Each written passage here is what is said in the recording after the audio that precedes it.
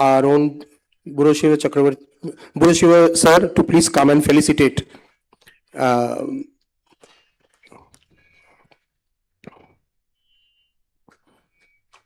Dr. Buroshiva Dasgupta.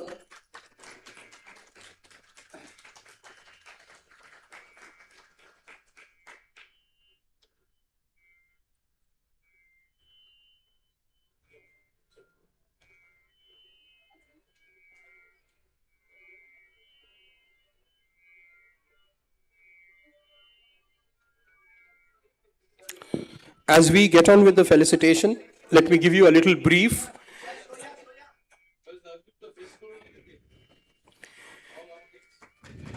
Pandit Joydeep Mukherjee is a multi-instrumentalist who is not just a performer, but an architect and archaeologist of Indian classical music.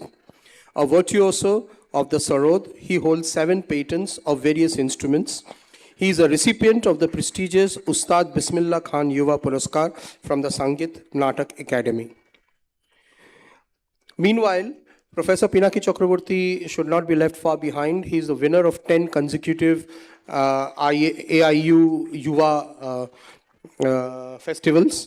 He has also represented India abroad and is a passionate tabla player.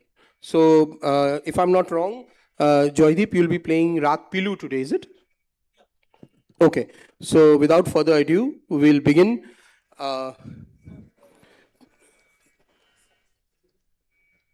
Sir, Pinaki.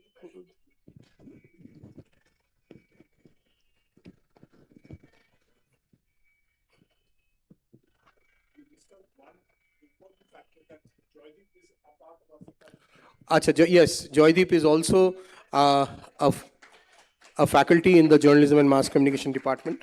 He teaches advertising and he plays sarod.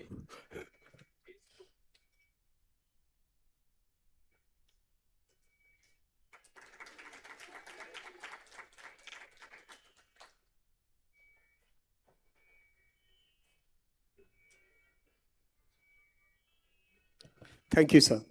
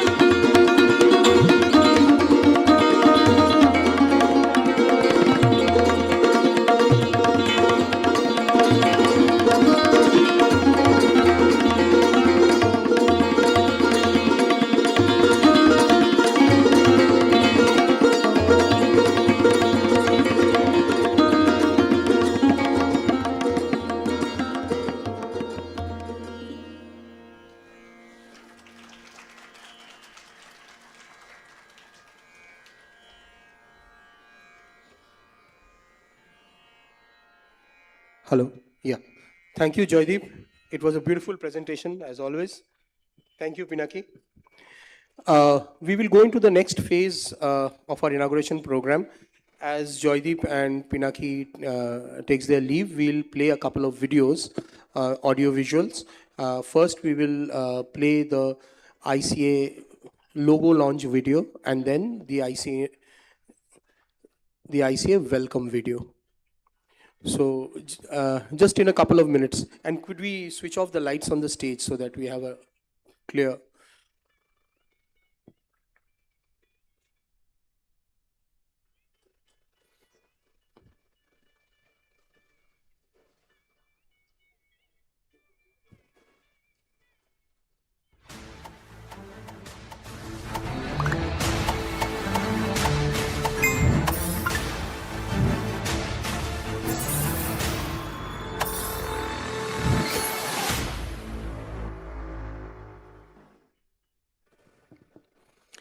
Can we play this video again?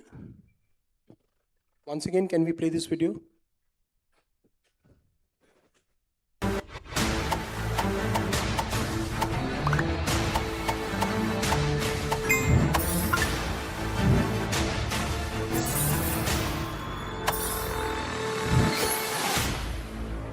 Thank you. The next video, please.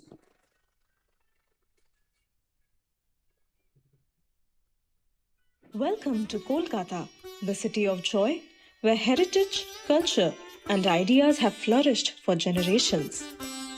Along the timeless Hooghly River, the iconic Howrah Bridge stands as a symbol of connection, linking people, stories, and aspirations. From its historic landmarks and vibrant intellectual traditions to its spirit of creativity and dialogue, Kolkata continues to inspire and unite. In this remarkable city, Sister Nivedita University is proud to host the 76th Annual ICA Conference as a regional hub, a historic first for Eastern India. As the global communication community comes together, Kolkata offers more than a destination.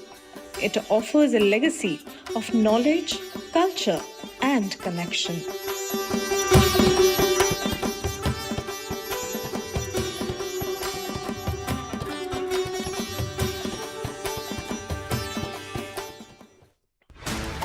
Thank you.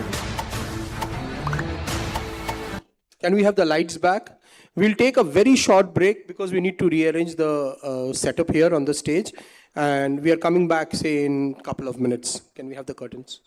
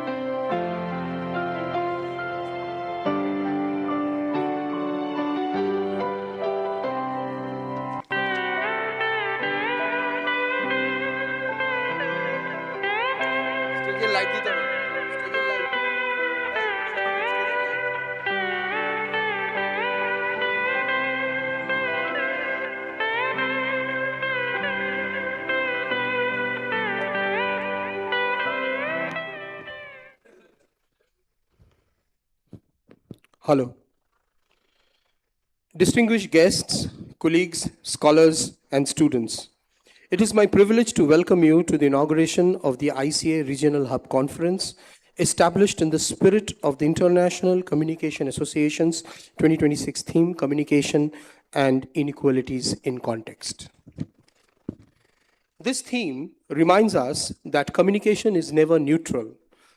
The media we consume, the technologies we use, the languages we speak, and the platforms through which we engage with one another all shape who is heard, who is represented, and who remains marginalized. Our regional hub aspires to become a vibrant space for dialogue, collaboration, and innovation, bringing together researchers, educators, practitioners, and students to explore these critical issues from local, regional, and global perspectives. As we inaugurate this hub today, let us welcome the distinguished guests to kindly come up on the stage and be a part of the customary lamp lighting ceremony. Can I welcome our Honorable Vice Chancellor, Dr. Anupam Basu, to kindly come on stage, Professor Dr. Suranjan Das, Professor Dr. Ashutosh Ghosh, Professor B.P. Sanjay, Professor Dr. Sneha Shishur, Professor Dr. Gurosiva Dasgupta, and our very own Professor Dr. Minal Parekh to please come on stage.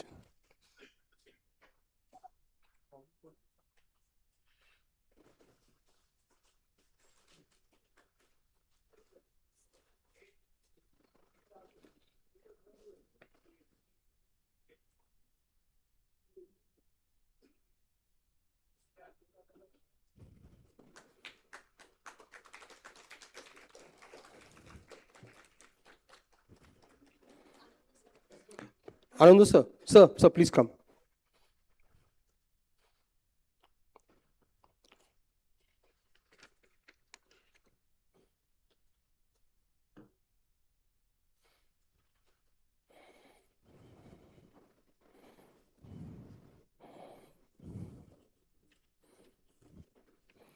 Can I request Professor Suranjan Das, Professor Ashutosh Ghosh, Professor B.P. Sanjay, Professor Anupam Basu, and Professor Minal Parekh to kindly stay back on the stage. I would first request Dr. Minal Parekh to felicitate our Vice Chancellor, Professor Dr. Anupam Basu.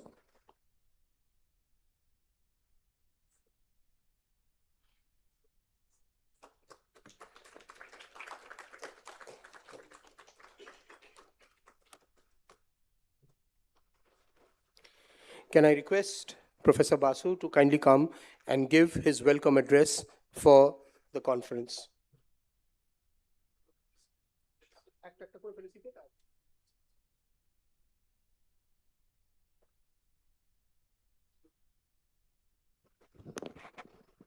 A very good morning to all of you. I heartily welcome all of you, all the participants, guests and dignitaries to the Regional Hub meeting or conference of ICA 2026. Sister Nivedita University is proud to host this important event as part of the representation of the eastern part of the world. This conference, especially the theme of this conference, is particularly important and attractive. I'd like to start from the end because it says that communications and inequalities in context. So if I start from the end, that means if I start with inequalities, typically by inequalities we mean inequality of wealth, inequality of resources. But beyond that, there is another darker and I think more important and rather invisible inequality pervading all through, and that is the inequality of voice.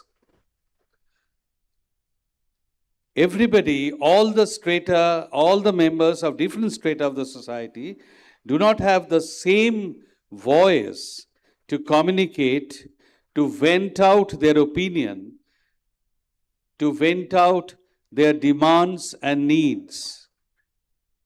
And that is because of several reasons. One of them must be the social disparity. But along with that, in the modern age, with the digital communication coming into place, it has become even more rampant. As all of you know, the term digital divide. All said and done, the digital divide still persists, and everybody do not have the same opportunity and access to the technology to have their voices heard. Now, in this technological world, it appears to me sometimes that it is like a volume knob that you have at your hand, and whoever can rotate that knob to a higher volume is heard much more. And you have to make your voice reach out to the distance. And the same thing also applies to our hearing. What do we listen to? We listen to the voices that barge into our ears. We seldom pay attention to the marginalized voices which do not reach us so loud and clear. The disposition in this conference, I hope, I am not an expert in this area, but I hope will certainly touch upon these aspects, because in this era of new media and new technology, it is essential that we listen to the voices of the person sitting at the back of the auditorium as well as those who are in the front. And that is the real need of communication in alleviating inequality of opinion, alleviating inequality in expression. And with these words, I won't continue further. I once again welcome all the dignitaries on the dais and all the representatives, all the guests who have come, and I'd like to congratulate the Department of Media Studies and Journalism, Mass Communication and Journalism and Media Studies for organizing and taking the responsibility of hosting this regional hub conference. Thank you very much.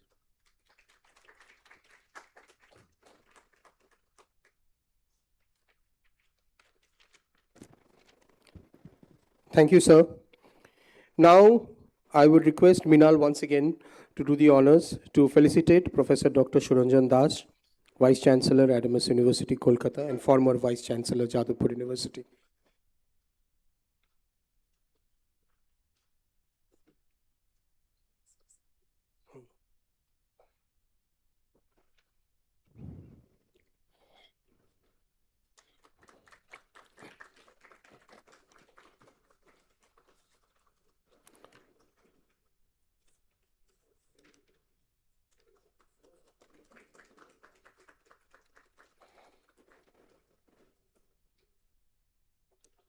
Can I request Professor Das to kindly come and deliver his lecture?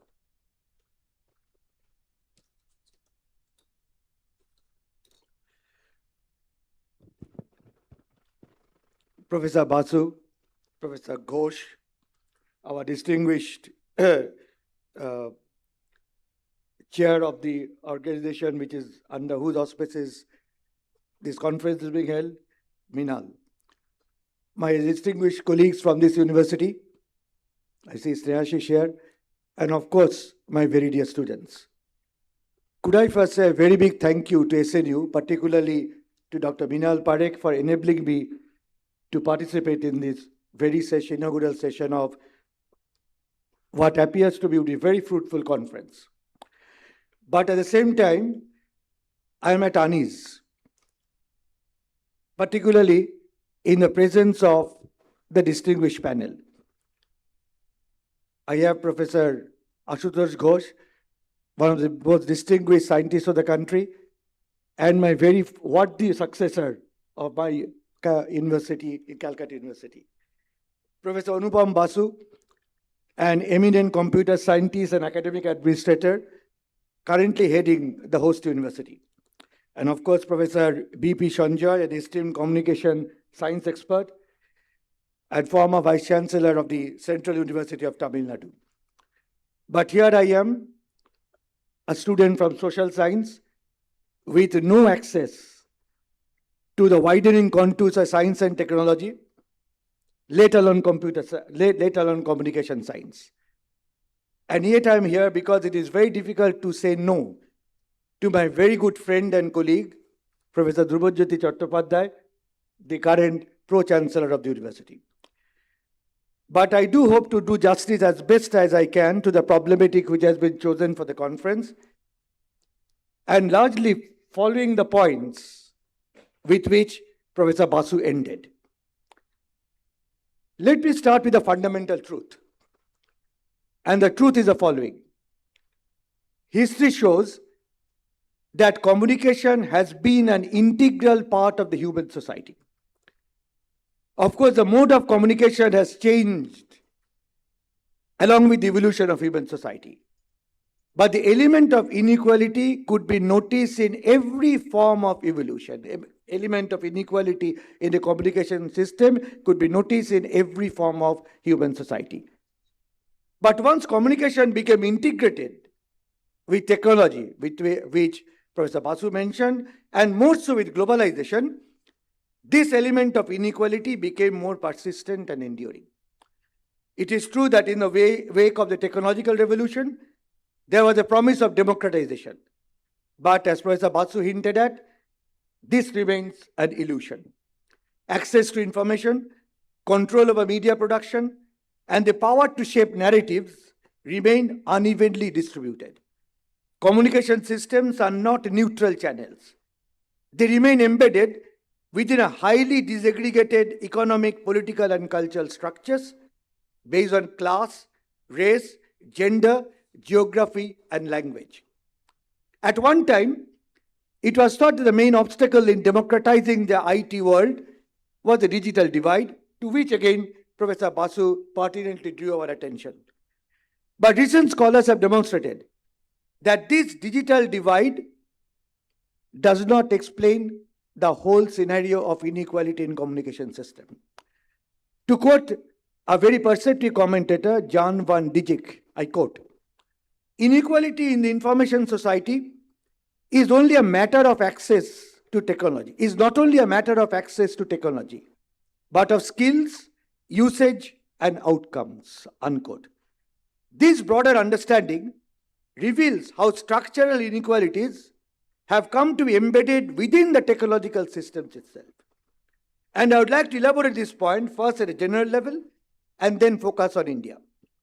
First, economic inequality significantly shapes communication access and participation, to which again Professor Basu had already referred to. What is important that even within wealthy nations, rural communities and low-income households face infrastructural neglect. A recent study has shown that an estimated 14.5 million Americans lack access to stable, high-speed broadband. Those excluded from digital networks are also excluded from economic and political opportunities. Why? Because such opportunities are increasingly being organized online. Secondly, the persistence of inequality can be traced to ownership and control of media institutions. Global communication infrastructure is dominated by a small number of corporations, headquartered in the United States and a few other powerful countries. This imbalance affects data governance, cultural production, and regulatory standards. This digital colonialism makes developing countries rely on foreign platforms for communication infrastructure, which make them victims of limited sovereignty over data and content moderation policies. Thirdly, the commercialization of communication system has increased inequality. Advertising-driven business models incentivize content that attracts attention, no doubt, but does not foster critical engagement. When media conglomerates prioritize profit over public interest, marginalized communities, to which again Professor Basu referred to, remain underrepresented or misrepresented. As Shoshana Zavop argues in her excellent analysis of what she calls surveillance capitalism, I quote, "We are no longer the users of digital technology. We are the objects from which raw materials are extracted," unquote. The commodification of data creates new forms of exploitation layered into existing inequalities. Fourthly, cultural inequality is another dimension of communication system. One aspect of this cultural dimension is the domination of English in global media, which is limiting access to knowledge, digital platforms, and marginalizing non-English speakers. When online platforms privilege certain languages, they reproduce global hierarchies rooted in colonial histories and colonial traditions. A recent UNESCO study has emphasized that linguistic diversity, I quote, is threatened by digital homogenization, unquote. Fifthly, social platforms rely on algorithm systems to curate context which are not always neutral. I refer to an excellent study by Safia Noble, who in an influential work on search engines shows how search results, recommendation systems, and automated moderation practices reflect and reinforce racial and gender stereotypes. For example, studies have shown that online advertising algorithms disproportionately associate high-paying jobs with men and those with criminal records with the minority groups. This is particularly rampant in the American and Western media. Thus, I argue, technological mediation can entrench existing prejudices rather than eliminate them. Sixthly, gender inequality in communication systems further illustrates persistent disparities. Women and LGBTQ individuals often face harassment, abuse, and silencing in digital spaces, making communication systems fail to function as equitable spaces for dialogue. Seventhly, historical patterns of exclusion also endure in journalism and news production. Mainstream news organizations have long privileged elite sources, politicians, corporate leaders, and experts over ordinary citizens. This practice reinforces what the eminent sociologist C. Wright Mills described, I quote, as a power elite, unquote, who sideline grassroots perspectives. Eighthly, education and media literacy remain crucial factors in mitigating communication inequality, and yet they too are unevenly distributed. Communication system can either reinforce dominant ideologies or empower critical participation, depending on access to what I call transformative education. And generally, in the present world of socio-economic inequality, to which Professor Basu referred to again, the communication technology tends to reinforce dominant ideology instead of challenging it, thus reinforcing the force of inequality. Finally, governmental or political power over media platforms is a significant factor in entrenching inequality in the communication system. Political control over media need not take the form of formal state ownership alone. It may also operate through ownership concentration, regulatory coercion, state advertising, patronage networks, intimidation of journalists, and the ideological alignment of corporate media with ruling parties. Let me in this context give some examples from the media world in Europe, the USA and Australia, usually designated as the symbols of liberal democracy. Take for example USA, Fox News, essentially conservative, MSNBC, liberal democratic, Newsmax, essentially right-wing pro-Trump. Again in USA, the New York Times, which does not belong to any party and is democratic in tone. Go to UK, Daily Telegraph, openly pro-conservative, Guardian, openly liberal left, BBC, public service broadcaster still now maintains an element of non-alignment. France, CNews, right-wing. Le Figaro, again, it proposes openly center-right dictums. Liberatio and La Humanité, openly left-wing and communistic in overtone. Go to Germany, Bild, rightist populist. Germany again, TAS, left Green Party protagonist. Go to Italy, Mediaset, RAI. Mediaset is rightist, RAI is public broadcaster. Australia, go to Sky News, openly conservative. ABC, public broadcaster requires to be non-aligned. The Guardian in Australia is openly progressive. In India too, one can cite media outlets with specific political leanings. But unlike in the West, in India we find media platforms suddenly changing their tone and approach in tune with election results. Look at what has happened in Bengal. Media, which were once aligned to one particular political party, immediately the election results come, they suddenly shift their tone. This never happens in the West because each Western media openly propounds a particular dogma and doctrine. After all, as the eminent thinker Noam Chomsky had made us aware a long time back of the role of the media in controlling thought and manufacturing consent. Let me now turn to the situation in India to substantiate the thesis of how inequality impedes the communication system. We need to acknowledge the fact that compared to the countries which won independence almost at the same time that India did, in Asia, Africa, Latin America, the communication system in India has developed much, much faster. But still now, Indian communication system, although it has expanded dramatically, remains stratified by caste, class, gender, and region. A 2025 official report, and I mentioned official report, suggests that although there has been a substantial increase of household internet access within household, only 14.9% still now has any fixed Wi-Fi connection. It's an official report. Again, an official report shows that the internet use is about 12% in poorest households, when that ratio is 65.6% in the richest household. What is equally significant is the gender gap in the exclusive access to internet in India. Again, an official report suggests only 22% of the women in India have exclusive access to a mobile phone. This was particularly revealed in the COVID crisis. Caste inequality. It continues to persist what is now called the Connected India story. A 2025 analysis of the comprehensive modular survey on telecom found Wi-Fi has reached to about 14.5% of the upper caste household. But if we look to the SC household, it's 6.1%, to ST, 6.5%, and to the OBCs, little higher. In urban India, fiber connectivity has already reached 20.4% of the upper caste household, when the ratio is 7.1% for SC households and 12% for the ST households.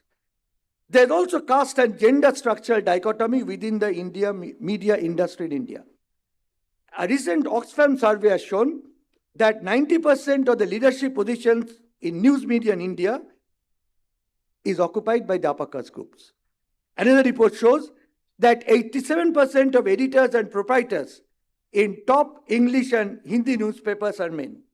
Thus, a handful of people own and control the Indian media, and that increasing media outlets does not necessarily mean pluralism, is amply brought out by the Indian situation. Language power matters too in entrenching inequality. The Internet Mobile Association of India reports that 870 million internet users in 2024 had accessed the internet in Indic languages, a huge number. Yet, still now, smaller tribal and minority languages still remain under-resourced in interfaces, moderation, training data, and archives. Look, for example, the DD. Snehashish is here, but he cannot deny, when you look for Nepali programs, it has a very small slot in the evening program or in the morning program. Research on Tamil moderation has recently shown that even where, in the case of Tamil, a language which has billions of speakers, platforms struggle with contextual moderation. Besides, It is pertinent to note that digital communication does not automatically democratize voice. In India, Dalit, Bahujan, and Adivasi users regularly face caste-targeted online discrimination. A recent survey shows how journalists, activists, and members of marginalized groups are targeted by hate speech and harassment online. Reporting pathways too remain poorly adapted to caste-specific norms. India's communication inequality is thus no longer, I emphasize, only a question of whether someone is online, but it is now a question of layered inequality of access, device ownership, connection quality, language, skill, safety, representation, and influence. Nevertheless, despite the structural inequality embedded in the modern communication system to which I had referred to, the digital platforms in history has also provided tools for resistance. The Arab Spring, the Me Too movement, Black Lives Matter movement, or the Nirbhaya protest outburst in Delhi, or the Arjikot incident outburst in Kolkata, and the Gen Z outburst in Nepal symbolize how movements can be organized and marginalized voices can gain visibility through networked communication. But even these movements reveal the paradox of digital inequality. While platforms enable mobilization, the same platform also expose activists to surveillance and repression. At another level, the experience in Egypt shows that protest outbreaks based on media mobilization runs the risk of counter-revolutionary appropriation. We all know Mubarak lost, but the entire movement was appropriated by the Muslim Brotherhood movement. I therefore argue social media-driven political mobilization generally tends to be ephemeral in nature, which may have momentary success, especially in a geographically compact area, but it cannot necessarily ensure the continuity of the momentum.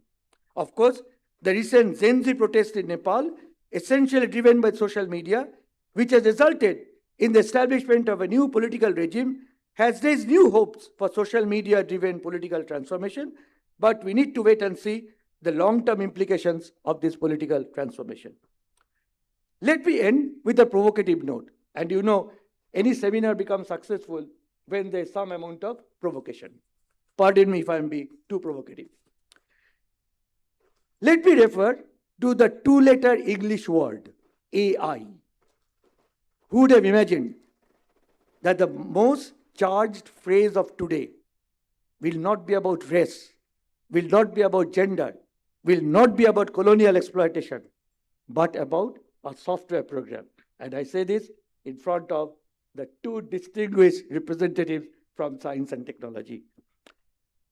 But there is no doubt, there is the whole range of reading public which views that AI, like any other, in any other field, will also solve the challenges of some of the challenges of the communication that I have mentioned. But let me question this presupposition. Now, AI can write essays, AI can compose music, AI can generate videos, AI can converse with alarming fluency. So many in the reading public feel that AI can be used to solve all issues in communication industry. But I strongly argue that the world of communication does not entail mere composition and dissemination. On the other hand, effective communication, I submit, encompasses what I call fundamental dimensions of human experience, such as irony, such as ambiguity, such as affection, such as embarrassment, such as love, such as shame, such as humor, and such as social understanding. Those emotional cognition which AI cannot address. A machine may compose a sorrowful poem, but it cannot mourn at a funeral. AI can generate a love letter, but it cannot fall in love. AI can describe fear, but it cannot lie awake at midnight, troubled by the thought that he may have wasted his whole life. When we read a novel by Gurudev Rabindranath Tagore, or Charles Dickens, or a play by Shakespeare, or a poem by Shukanto, Nazrul, Keats, or Shelley, We do more than encounter words beautifully arranged on a page, but we also enter, when we read such texts, what I call a world of consciousness, a world of imagination, a world of suffering, a world of memory, and a world of moral insight. This is an experience of human presence and creative awareness that AI may imitate, but it cannot make us share. Similarly, no algorithm could have brought into being the blues or the jazz or baul songs, those communicative musical forms born from the depths of human pain, depths of human sorrow, depths of resilience, and depths of human longing. Machines may help us solve some of the problems of communication industry, but I strongly believe that it is human intelligence that determines which problems are worth solving, what values deserve protection, what features should be built, what causes are worthy of sacrifice. How then do I conclude? There is surely the persistence of inequalities in communication systems, reflecting the deep entanglement of technology with the embedded unequal global and social structures. Access, ownership, language, algorithms all determine how we can participate in meaningfully in communication networks.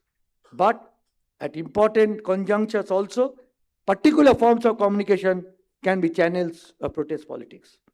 But to ensure this positive aspect of communicative world, we need to disentangle what I call the dominant communication platforms from the embedded power dynamics. This is time consuming, but worth pursuing.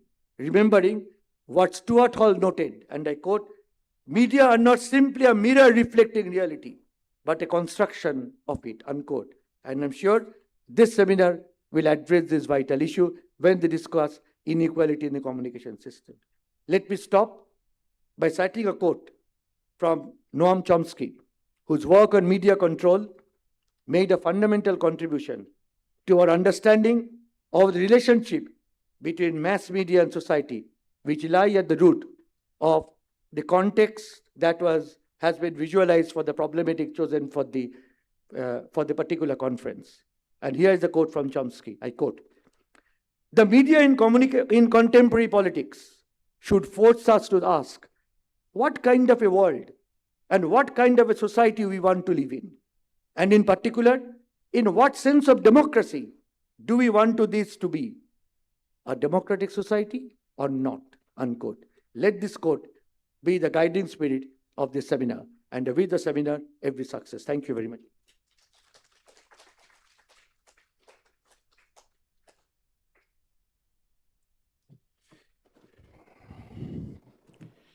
Before moving on to the next speaker, I would like to sincerely thank Professor Suranjan Das. Sir, it was a very enlightening deliberation. We all enjoyed every word of the speech. Now, I would request our Vice Chancellor, Professor Anupam Basu, to kindly felicitate Professor Dr. Ashutosh Ghosh, Vice Chancellor, University of Calcutta, and a renowned scientist and UNESCO Fellow. A Monbusho postdoctoral fellow. He has held several administrative positions. We are really privileged to have him among us.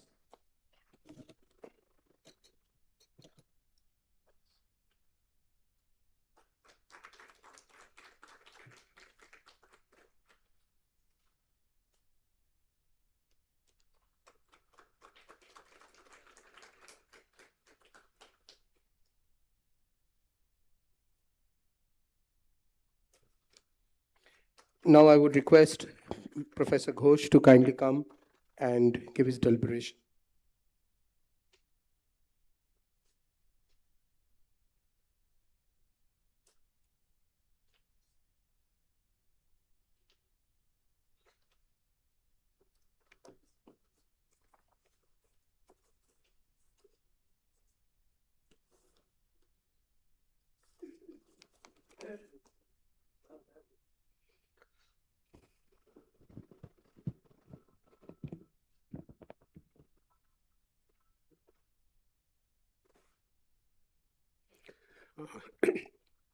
Good morning, distinguished scholars, respected faculty members, researchers, students, and esteemed guests.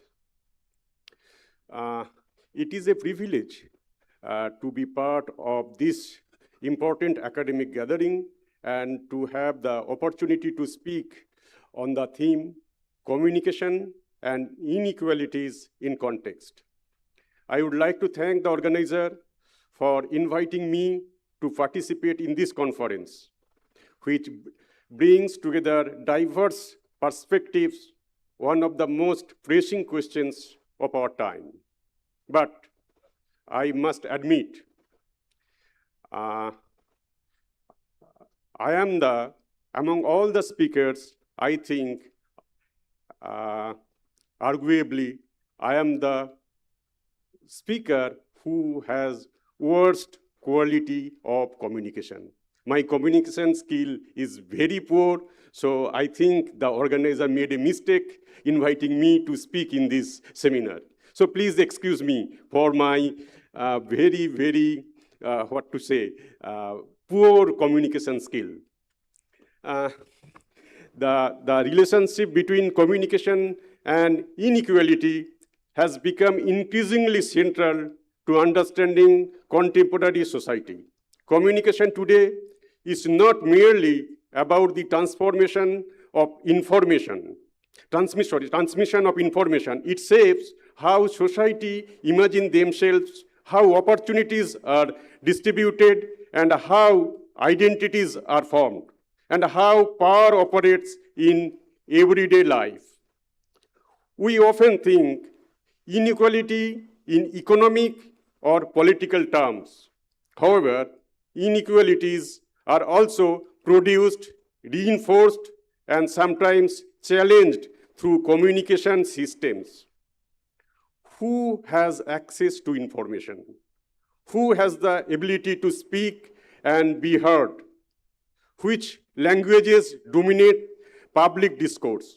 Which communities remain underrepresented? These are the fundamental questions of communication. So let me give one example of my life. Say, after doing postdoc, I joined the Jhargram Raj College as a lecturer. Jhargram Raj College is a government college. So that time there was a teacher of Presidency College who was my teacher also, very good teacher. He was there in the Jhargram Raj College. So when I joined Jhargram Raj College, sir told, okay, you joined here, but you know that students are not interested. Actually, you will not find them in the class. So anyway, just sir gave me, you teach this part, and I started teaching. And what I have seen in my class, almost all the students are present, but after my class, my sir's class was there, and there was almost no student, one or two students. So sir told me, what is the matter, Asutosh? Why the students are not present in my class, but they are present in your class? Sir is my teacher, and I really respect him very much. He is a great teacher. So I asked the students, what is the problem? Why you are present in my class, but not in my sir's class, who is a very good teacher? Because you know, that teacher, my teacher, he was speaking everything in English. And his pronunciation is, I don't know whether it is Oxford or Cambridge, but it is British pronunciation. And he always used very proper word which is necessary to speak or to write in that sentence. Very immaculate in speaking. He never uttered any Bengali word in his class. But in Jhargram, you know, most of the students, they don't understand the English. And even if you speak in English, don't speak very good English to them, because they will not understand. They told, sir, problem is that probably he's a very good teacher. In subject, he's very good. But problem is that we cannot understand the English that he is speaking. That is why for us, that class, you know, we can't understand anything. That is why we are not going to the class.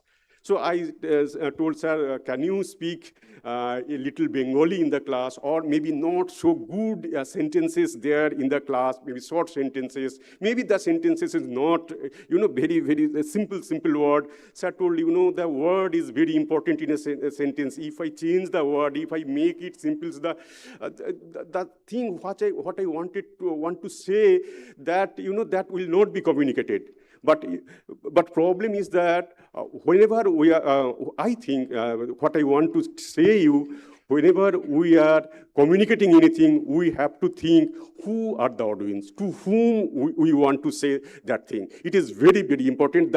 One of the best teacher of the Presidency College with him, and in Jhargram Raj College, he became the worst teacher, one of the worst teacher, I would say, because only of his the language. So language is very important for this kind of communication. I also, in another, I would like to say you, the students, all of you say are, have seen the film of Satyajit Ray.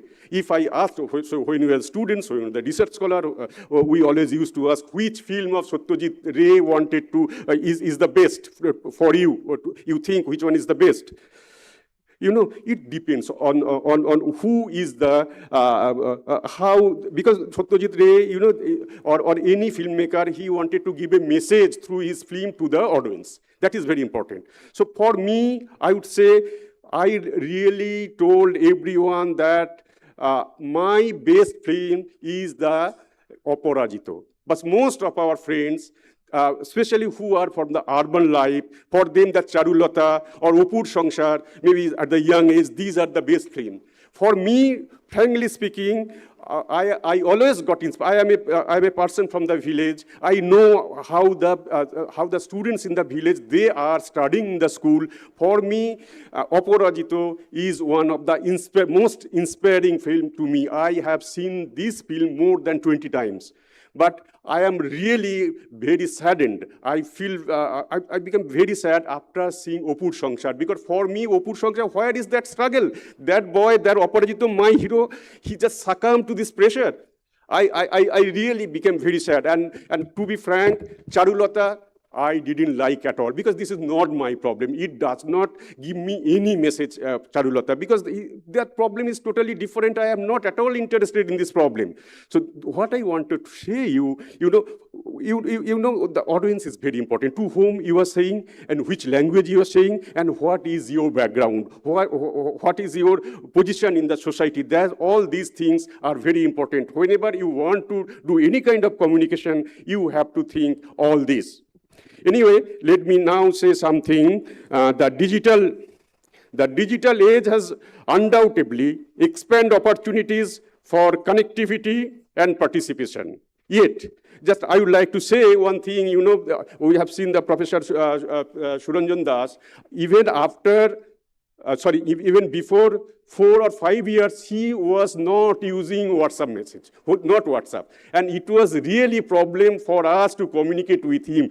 Either we have to communicate by phone or by message, but communication through WhatsApp was so easy. And after that, when he started using WhatsApp, he's always using WhatsApp. All the time now he's WhatsApp. He is now very comfortable. He wants to communicate with WhatsApp, through WhatsApp. Yet, it has also revealed deep structural disparities. Access to technologies remain uneven across regions, classes, and social groups. Students in an urban institution with uninterrupted internet access and advanced digital tools experiences communication very differently from students in a remote area struggling with unstable connectivity or limited technologies resources. In such situation, communication inequalities directly affects educational and professional opportunities. We have seen, really, we feel this one during the COVID period.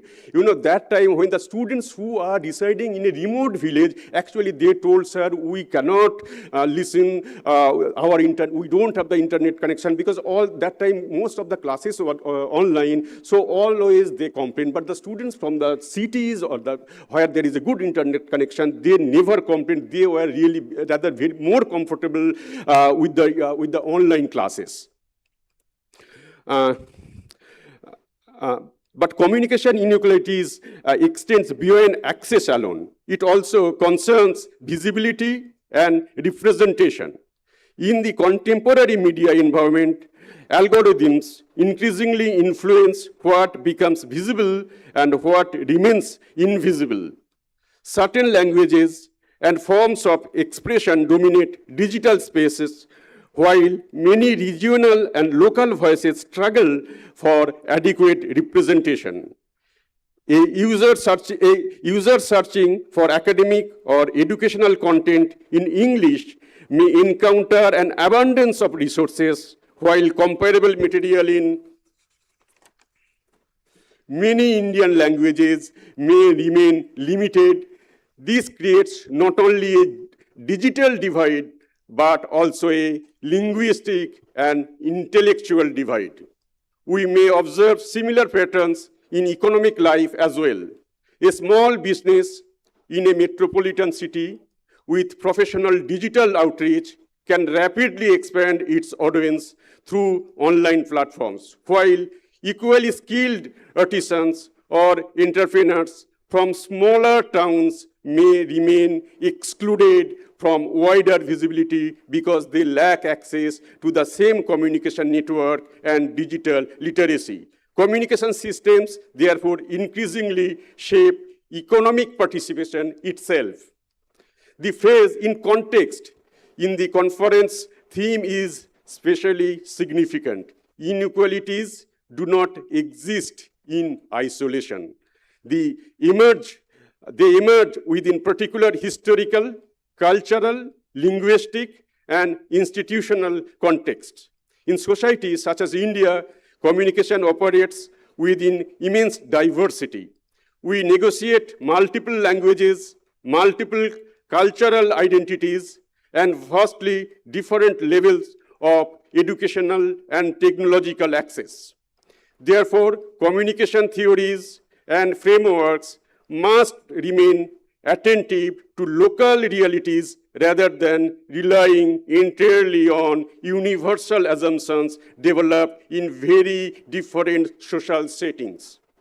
For example, communication practices in urban educational institutions may differ substantially from those in rural communications.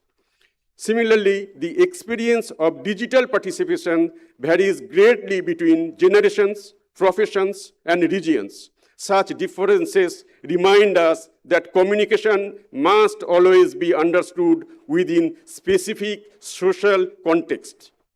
Another important dimension of communication inequalities relates to representations. Media and communication systems shape collective participation in powerful ways. They influence how region, professions, communities, and social identities are understood. Inclusive communication, therefore, becomes essential for creating a more participatory and confident society. Even in ordinary domains such as advertising, entertainment, and educational media, repeated emphasis on only certain lifestyles, accents, or urban experience can create subtle forms of exclusion. Conversely, inclusive communication broadens participation and strengthens social belonging. At the same time, communication also poses transformative possibilities. Digital platforms today allow students from smaller towns to access lectures from leading global universities. Researchers collaborate across continent in real time. Artists, writers, and creators can reach audience far beyond geographical boundaries. Assistive technologies have expanded opportunities for person with disabilities. Just let me give one more example here. Just I know one student, he is the student of English. He's a student of English literature. He did not like his class, although he was, in a very good college. So I asked why. He told that our students, say for a Shakespeare's piece, he is explaining well, but I get in YouTube from England or from some other countries, which is much better.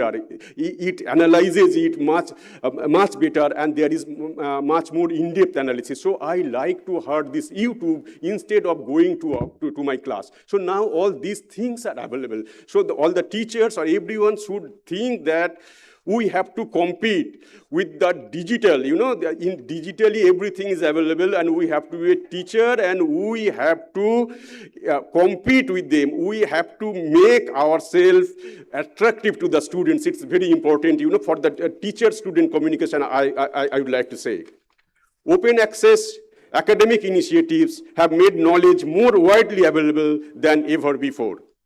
These developments remind us that communication technologies are not inherently unequal. Their impact depends on how societies design, regulate, and democratize them.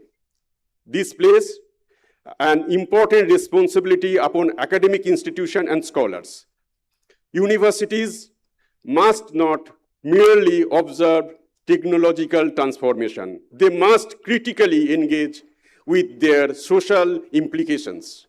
Communication scholarship today must address questions of ethics, accessibility, representation, digital literacy, and knowledge equity. Equally important is the role of young researchers.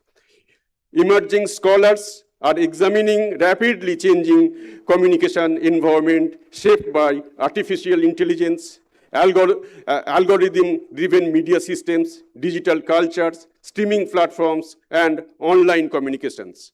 Their work is essential because communication technologies are now influencing nearly every sphere of life: education, governance, employment, culture, and even human relationships themselves. As we move deeper into the 21st century, the challenge before us is not simply to expand communication technologies, but to ensure that they remain inclusive, accessible, ethical, and socially responsible. I hope that this conference will encourage thoughtful dialogue, interdisciplinary collaboration, and meaningful scholarship.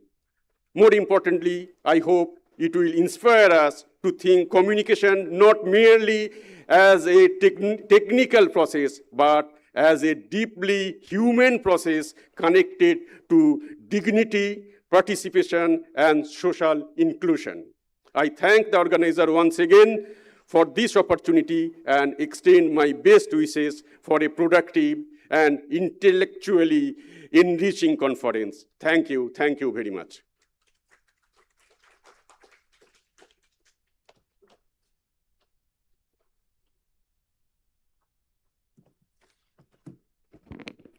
Thank you, sir. Sir, your example of Operajito also pulled us to the famed Kolkata trilogy of Satyajit Ray, where we see so much of, tussle between the haves and the have-nots. So that was a very beautiful analogy that you drew. Now, on to our next speaker. But I would request Minal ma'am to kindly come forward and felicitate Professor B.P. Sanjay, former Vice Chancellor, Central University of Tamil Nadu, and Head, International Communication Association, India Chapter.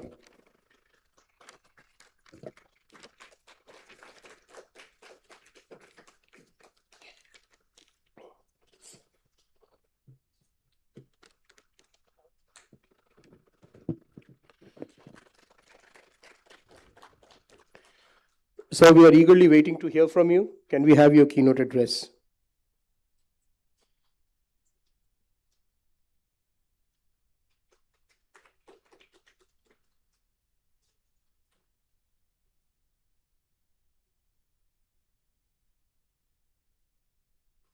Sir. Yes, sir.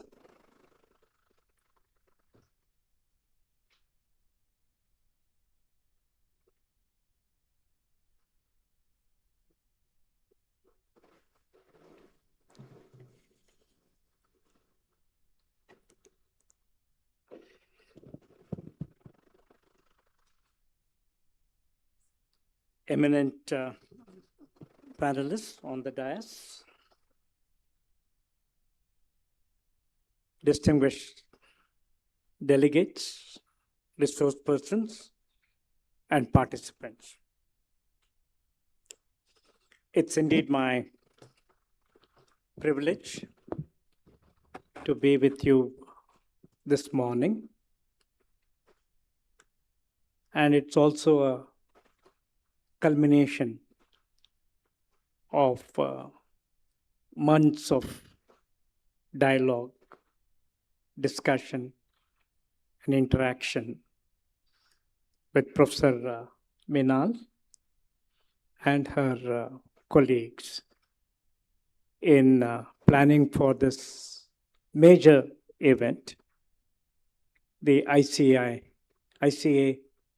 Regional Hub at your university today.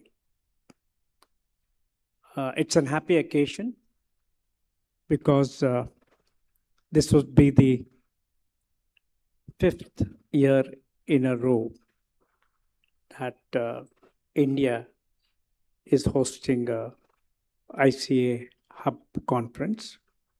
We did 4 at Manipal, and the baton has now moved to SNU.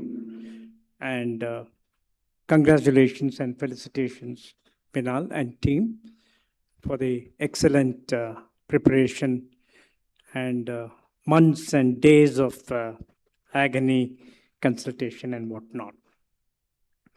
A few words on the ICA India chapter, not so much on ICA main, about which it has a longer history, longer institutional relevance in communication and media studies, and also has a distinctive record of holding conferences on an annual basis as we speak. And in a few hours from now, the 76th main conference will be opening in Cape Town, South Africa. Given the time difference, we are about 4 hours ahead of them.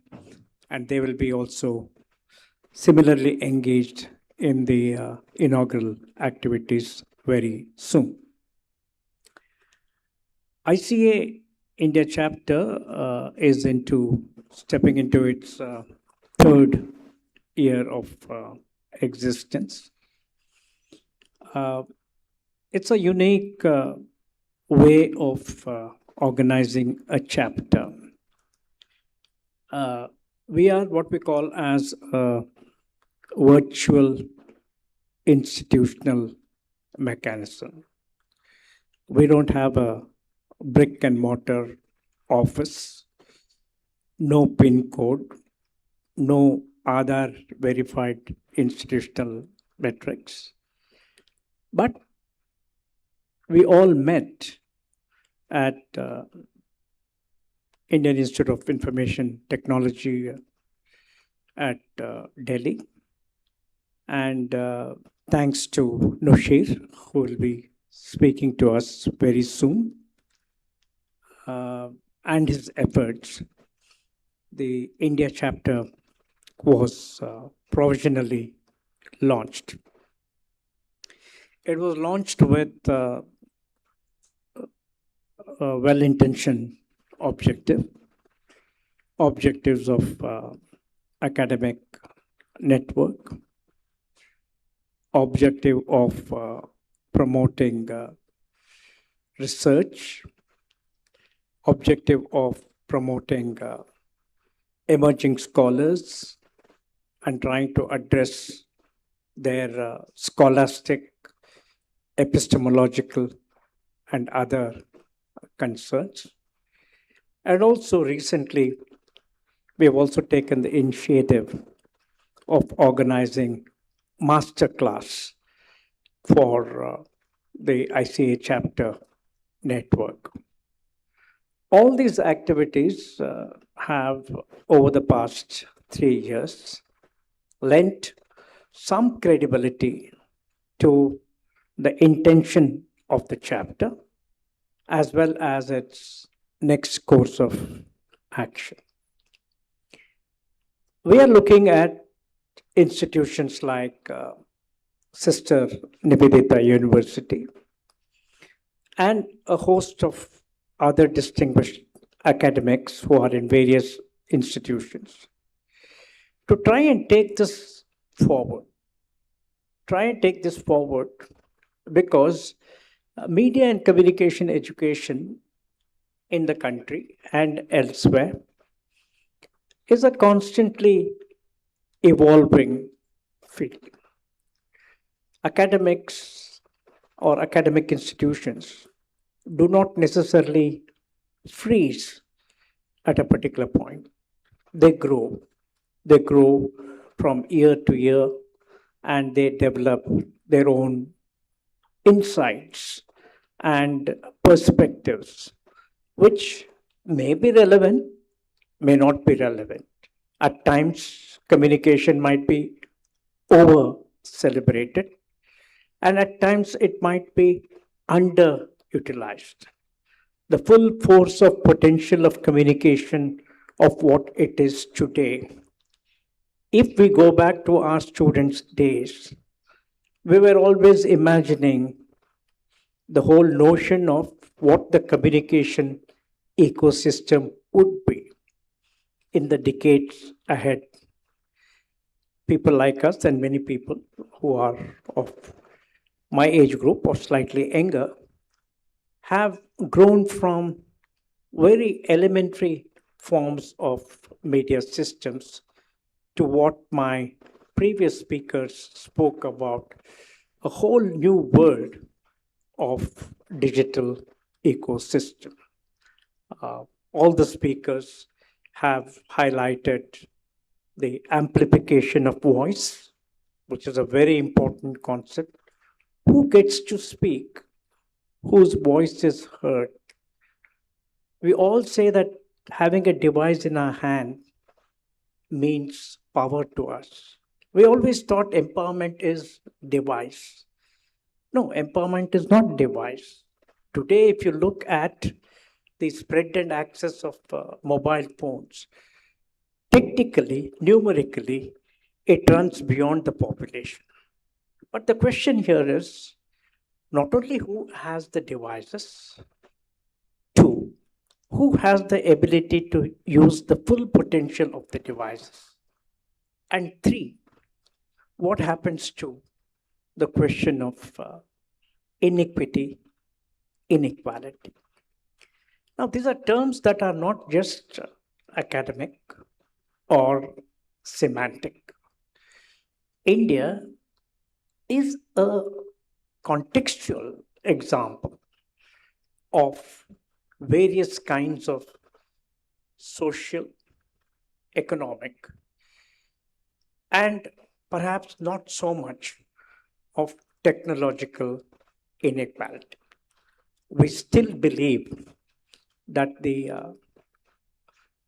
broadband cost, unit cost of communication is among the lowest. But let us not be very sure that in the days of monetization, that will continue. It may not continue for a very long time. So what happens is that when increasingly matters becomes monetized, there is a fear, there is an apprehension that some sections of the population might get further alienated. And this is something that we need to look into.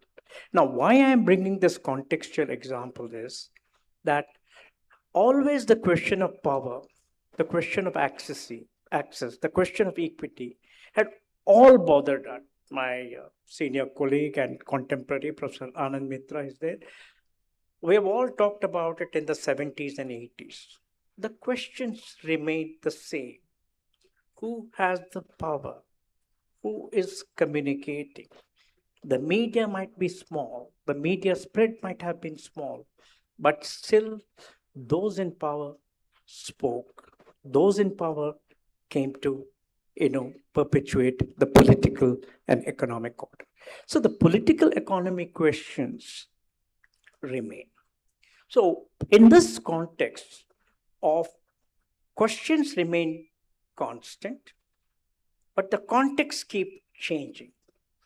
What happens to academic bodies and academic networking, like the India chapter, for example? India chapter, by periodically assessing a scholar here, a scholar there, a master student somewhere, a bachelor student doing a project somewhere, all of this, if it can synergize, all of it, if it can come together, we will have multitude of perspectives. Kolkata might be different. Assam might be different. Tamil Nadu might be different. Nobody explains the recent elections as to what and how the changes occurred. Purushova and me were talking about it in the pre-inaugural tea session.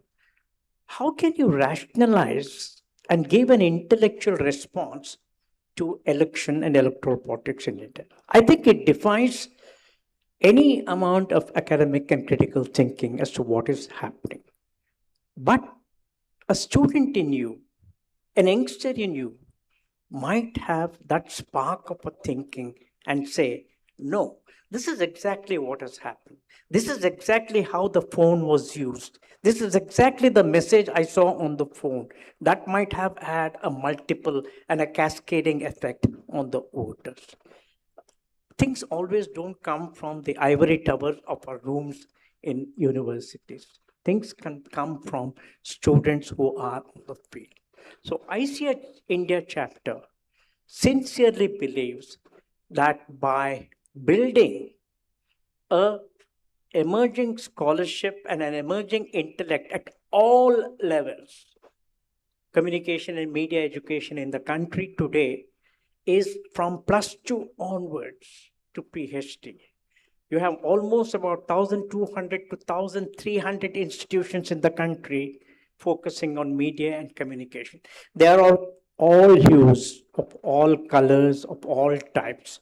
I don't want to get into the distribution and what kind of institution. That's not my concern. But the concern is multitude of institutions offering program in communication and media necessarily means that there has to be an underlying cohesive pedagogical input, not prescribed pedagogical input that recognizes what is happening. So ICA India chapter, in a way, through its virtual networking and emerging scholars like Mausami, Snehasis, Minal, and many others who are going to attend this conference. And I'm fascinated that 108 papers have been sent. By far, I think in the recent conferences, 108 abstracts that Vice Chancellors are here is not a mean number, which means that the end of today or tomorrow or day after, Minal will have 108 layered perspectives on issues. Imagine the richness that it is going to bring to the scholarship. All papers may not necessarily have the hierarchy of academic scrutiny. Let us be very clear. I mean, the moment you put a standard, a reference, scholarship gets reduced. We must allow for scholars to make their mistakes. We must allow the students to put their thoughts into perspective. That's how conferences are all shaped. So I'm very hopeful to kind of, we are planning to have a core, not necessarily by way who is who, a small group to see how we can amplify the chapter's activities. We know that, senior scholars are here, Anand Mitra is there, Guru Sarwa. They've all tried to kind of, streamline what can be the forum of academic publishing. Academic publishing today is internationally hierarchically structured. It is layered. People talked about access. Access and equity to Indian scholarship in many academic journals is not, you can't take it for granted. And that is where scholars are trying. Can we encourage? Can we have a mechanism? Can we also have a mechanism by which we train? It is no good by saying that you can't write well. Has the chapter done something to initiate? Yes, at Symbiosis, we had an emerging scholars network, exactly doing how to do an abstract, how to publish an article. Ashwin and Usha Raman led the workshop. And we are planning to have many such workshops in various places, in languages. We can have a scholars, Vice Chancellor of Kolkata University talked about how language and colloquiality makes a difference. He was talking about a very sensitive point. It's not the profundity of the knowledge of a person that matters, but is he relating to the audience? And that is what determines the communication. It's not your scholarship, but is the scholarship made more meaningful? So the chapter doesn't have any other agenda except to ensure that academic activity of communication and media studies in the country is comparable, is acceptable, has gone through a process. With these objectives, the chapter is stepping into the third year. On the relationship between the hub and the chapter, it's very clear. The hub was a distributed mechanism of spreading the conference idea, whereas when in Manipal, we began with the hub and evolved into a chapter. And there is no institutional ownership of the chapter. Let me be very clear. It's not Manipal. It's not Sister Nivedita University. It's, as I said, a network.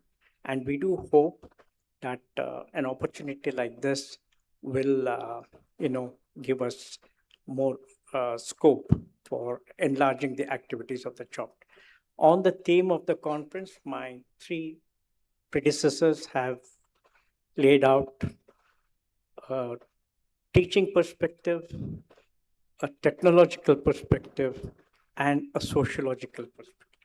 What better combination to understand the theme of inequality in the context? I don't want to add anything more to what they have already said, but my task here was to convey the greetings of all the members of the ICA chapter for the successful conduct of this seminar, and also to try and act as a bridge between the ICA main and the Indian context. The good news that, which we all have to cheer and clap, is this ICA India chapter yesterday has been given a permanent status in ICA. It was provisional, and yesterday the leadership has accepted that we are now 8 chapters. 2 chapters have been added yesterday, that is ICA Egypt and ICA Pakistan. What these chapters will then mean, imagine Indonesia, China, India, Pakistan, Egypt. We were talking about de-Westernization, decolonization. We have been talking about it, writing about it, commenting about it, having tea over it. But imagine if the chapters contextualize their thinking in a much more intensive manner. The richness that these chapters can bring to international scholarship is something that I personally am looking forward to. And we do hope that universities will support us, and we are embarking on a way forward. On that optimistic note, I once again thank all of you and Minal in particular for having me over for this conference. And I wish the conference success, and to all my emerging scholars, a very bright future ahead. Thank you very much.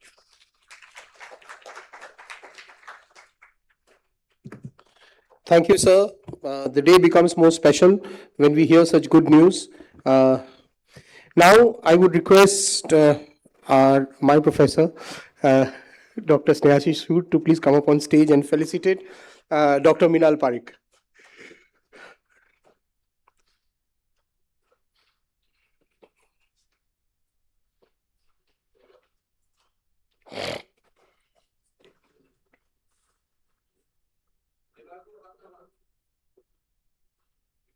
As the felicitation program goes on, let me just draw your attention to three very interesting canopies we have put up just below this building. They are rich with Bengal's tradition. If anyone wants to take a sneak peek at it during the course of the day, you're most welcome. Now I would request Dr. Parikh to please come and give a lecture.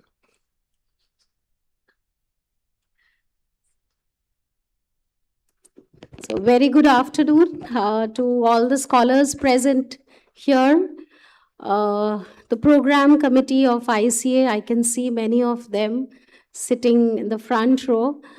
Today, I feel like an intern. I go back to my internship time because when I was being routed through this ICA conference, that probably I might get the opportunity. Just like an intern, I gave my 200% because Sister Nivedita University, still now I feel that it's in a very naive stage. We are 8+ year old. And what could be best to be able to host this conference in Kolkata, heart of Eastern India, because as we have all seen that Bengal is there to make a difference, and which is in every form today, whether it's politics, whether it's culture, whether it's education. And being in media made me feel, and I've always been very fond of technology, but I chose media. But today I feel very comfortable because technology and media has come very close to each other. Where we are talking of mojo, we are talking of technology, we are talking of social media. So it's important that we talk about the divide also, that everybody is not that privileged to get the access to it. So I would not talk much, but just give my heartfelt thanks to the dignitaries present on the dais, off the dais. Treat me like your child in turn. Keep blessing me. And I hope that 3 days, the lectures that we have, the scholars who are presenting, bring a lot of academic content. We can think more for the future, and wherever we fall short, I just hope the program committee is there to support me, to help me. Thank you, Sanjay sir, for taking every call of mine. I literally irritated him with, minute questions. So thank you so much. This is all from my end.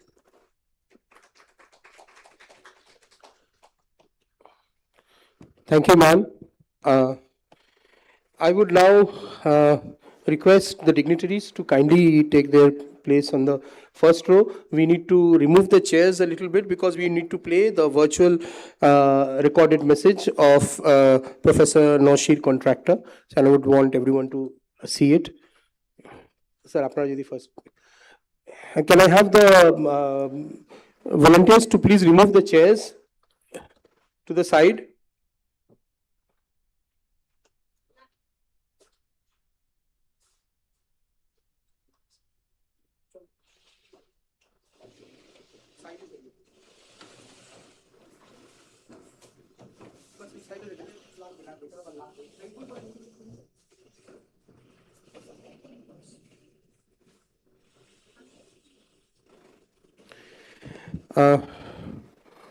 Juganto, can you please play the recorded message?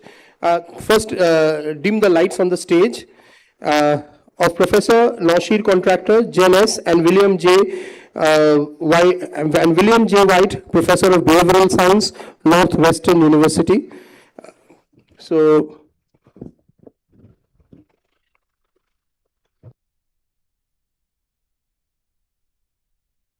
there's no sound. Regional hub. Yeah, can you have it from the Right now beginning again? in Kolkata, in concert with our Please play it 76th again once and- again. Play it from the beginning.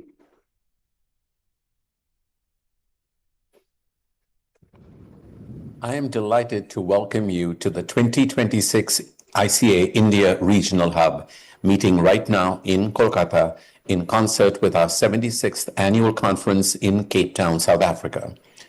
I want to start with a little history because where we are today is the culmination of a journey that goes back more than 75 years and one that is in many ways deeply personal for me. ICA began in 1950 as the National Society for the Study of Communication. In 1969, with 150 members from 28 countries, we changed our name to the International Communication Association. That word, international, was as much an aspiration as a description, and the work of making it real has been ongoing ever since. In 1973, we held our first annual conference outside the United States of America, in Montreal, Canada, just north of the border. In 1977, our first outside North America entirely was in Berlin, then in West Germany. Since then, we have hosted our annual conference outside the United States on 19 occasions, and this year in Cape Town marks our 20th.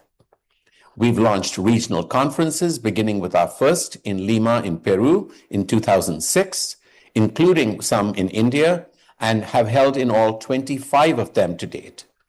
Starting in 2007, we co-sponsored 10 affiliate conferences all outside the United States. And I'm delighted to share that our 11th affiliate event is just around the corner, the AI and Methods in Computational Communication Young Scholar Conference and Research Summer School, organized in partnership with the Kazakhstan Sociology Lab, taking place in August of this year in Astana. This is, to my knowledge, ICA's first affiliate engagement in Central Asia, and I find that milestone every bit as exciting as the program itself. Each of these was a step. Each of these put more of the I in ICA. But I want to tell you something I have heard over and over again in conversations with scholars across the globe, especially in the Global South. They told me that periodic events, however well designed, create episodic engagement. What they wanted was something more sustained. They wanted a home in ICA, not just a visit. My own connection to this goes back to my very first research experience when I was an undergraduate student in electrical engineering at the Indian Institute of Technology in Madras, and did my summer internship at India's Space Applications Center, studying how villagers experience television for the very first time, gathering in village squares as part of the satellite instructional television experiment site. Those early experiences fueled a fascination with how communication networks connect people across vast distances, across cultures, and across inequalities. And they gave me a very personal stake in the question of whether a global scholarly association could truly, meaningfully include the world. That question has been at the heart of everything I have tried to do in the 5 years I've had the honor of serving on the ICA Executive Committee. The first answer was regional hubs. The idea was conceived during the pandemic by ICA Executive Director Laura Sawyer and then President-elect Mary Beth Oliver, who recognized that if our members could not come to ICA, ICA should come to them. What began as a creative response to a crisis has grown into something truly remarkable. This year, 10 hubs are meeting simultaneously with Cape Town, spanning Asia, Africa, South America, and Oceania. Together, they represent a community of scholars who are part of this conference right now, from right where they are. The second answer was more ambitious and, frankly, more exciting. regional chapters. Starting in 2023, ICA's Executive Committee approved a pilot program to establish sustained year-round regional presences. 6 chapters were selected: China, France, Indonesia, Kenya, Nigeria, and yes, India. These are not just event hosting bodies. They build local scholarly communities, run workshops and seminar series, develop regional research networks, and mentor the next generation of communication scholars. 3 years in, the results have exceeded our hopes.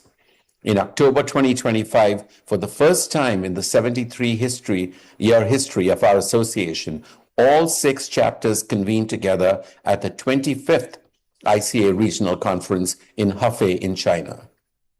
I was there and deeply moved by that moment.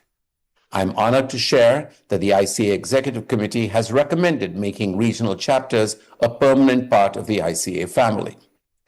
As we gather here today, the ICA Board of Directors is meeting in Cape Town to vote on that recommendation. We have also been authorized to select 2 additional chapters this year, pending that vote. The pilot is becoming permanent. The experience and the experiment is becoming a foundation. None of this happened because of any one person, and I want to be very clear about that. I've had the great privilege of serving as chair of REACH, the Regional Endeavors, Affiliate Conferences, and Hubs Committee this past year. But this work built on the remarkable contributions of former ICA presidents, including those that I had the pleasure to serve with: Paula Gardner, Patricia Moy, Clace DeVries, Mary Beth Oliver, and Terry Flew, each of whom chaired earlier iterations of this committee during my tenure on the Executive Committee. The team at ICA headquarters, especially Executive Director Laura Sawyer and Director of Global Meetings Christopher Rochette, have been indispensable. My colleagues on the Executive Committee have been generous and committed partners. And the organizers of hubs and chapters around the world, including right here, have done the actual work that makes all of this real. When I joined the Executive Committee as President-elect in 2020, my top priority was to build on the internationalization efforts of the remarkable ICA leaders who came before me, putting more of the I in ICA. And I'm honored and humbled to have had the chance to advance that agenda thanks to the efforts of so many. And now let me say a few words specifically about your hub and what you have built. The story of the India ICA chapter is one I find particularly moving for reasons that will be obvious to anyone who knows my own journey in this field. In April of 2024, the chapter was formally inaugurated in New Delhi, bringing together 8 universities from across the country, from Manipal to Jamia Millia Islamia to the University of Hyderabad to IIIT in New Delhi. In Denver last year, the Manipal Hub welcomed 103 in-person attendees and featured 33 paper presentations, including a celebration of site's anniversary. That particular detail made me smile, given where my own research journey began. This year, the hub has moved to Kolkata, which also holds a very special place in my heart. I grew up there and attended St. Xavier's Collegiate School, and just this past December, I had the joy of returning to Kolkata for the 50th reunion of my high school class. While I was there, I also had the chance to meet Meenal Parikh, the leader of the ICA India Hub, and to see firsthand the energy and commitment she and her colleagues are bringing to this work. It made me even more excited about what this hub will accomplish. Meenal, Professor B.P. Sanjay, Padma Rani, and the entire team, I want to say a heartfelt thank you. The dedication and vision you have brought to building this community is a source of great pride for all of us at ICA, and sincere kudos to each of you for everything you have done to make today possible. In closing, as I step down from the ICA Executive Committee, I do so with a full heart. It has been quite a journey. I joined in 2020 as President-elect, which I always thought was the most wonderfully hedged title in academic governance. As we emerged from the pandemic, I served as President-elect and helped plan our first post-pandemic in-person conference in Paris in 2022, which was also ICA's first ever hybrid conference. I then served as president in 2022-23, immediate past president in 23-24, and what I affectionately came to think of as president-neglect in 2024-25.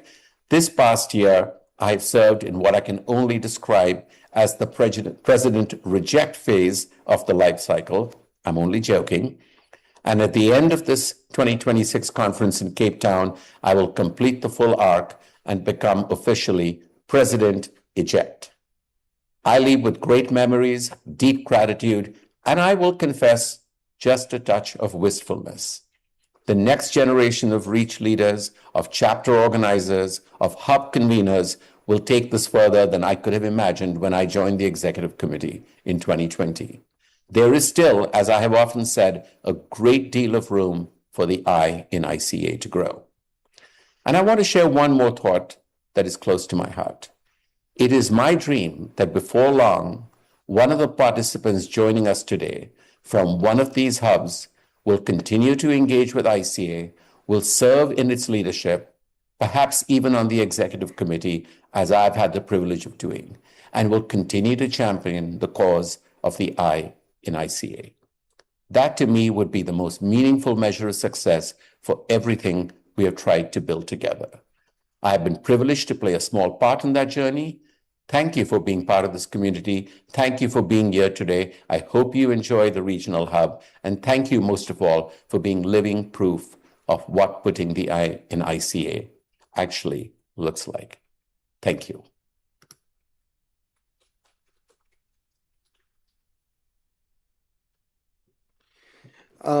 I know all of you have been very patiently hearing. We are almost at the end of the inaugural session.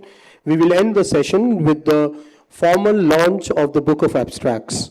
So I would request Juganto to click onto the website.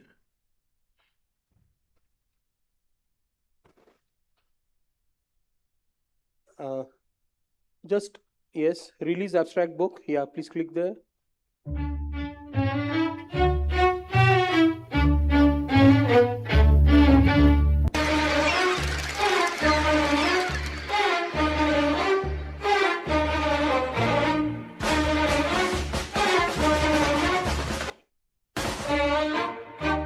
Can we click on the release abstract book, please?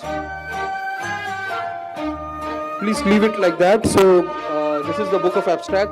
It has been made with the theme of Kolkata. The design has been done by one of our own professors, Professor Shuman Chakraborty. So it has got a Calcutta ethos. Now can we have the flip book, please? Click on the cursor, yes. Please keep clicking.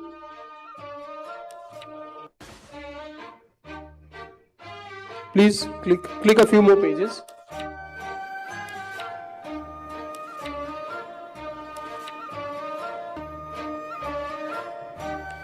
We will share the link of this Book of Abstracts with all the participants by tomorrow morning. And I hope you will find the Book of Abstracts interesting enough. Thank you, Juganto. Can we have a round of applause? So with this, we come to the end of the inaugural session.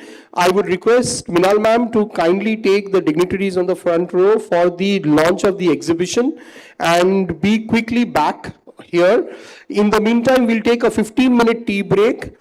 The tea and coffee is being served just outside the auditorium. I request the participants to quickly have their tea and come back here in the auditorium for the first plenary session, where we'll have Dr. Anandu Mitra and Dr. Maushami Bhattacharya speaking with Dr. Pritha Chakravarti.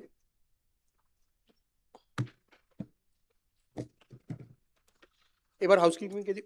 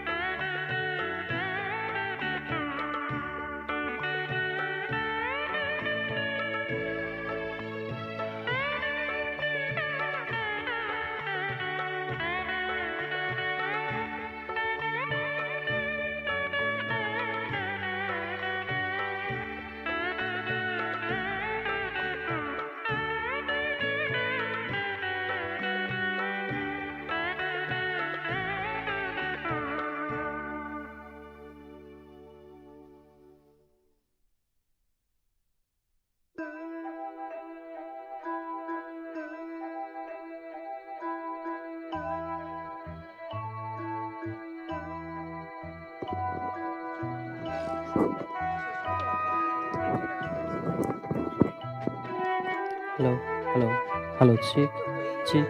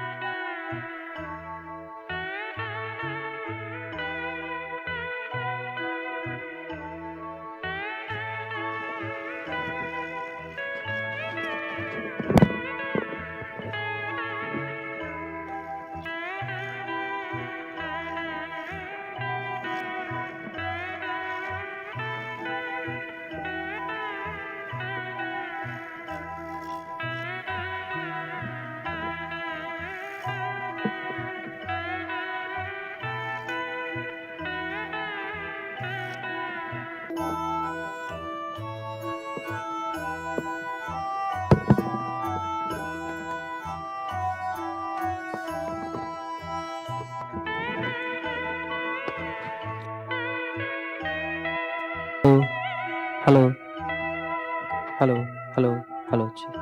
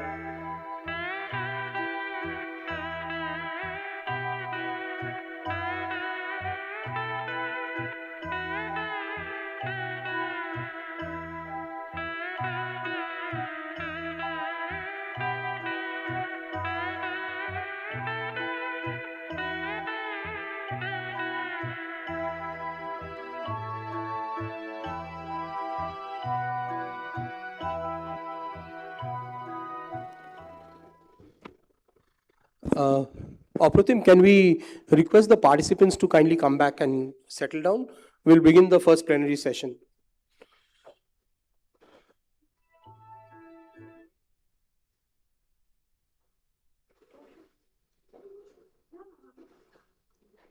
না না ঠিক আছে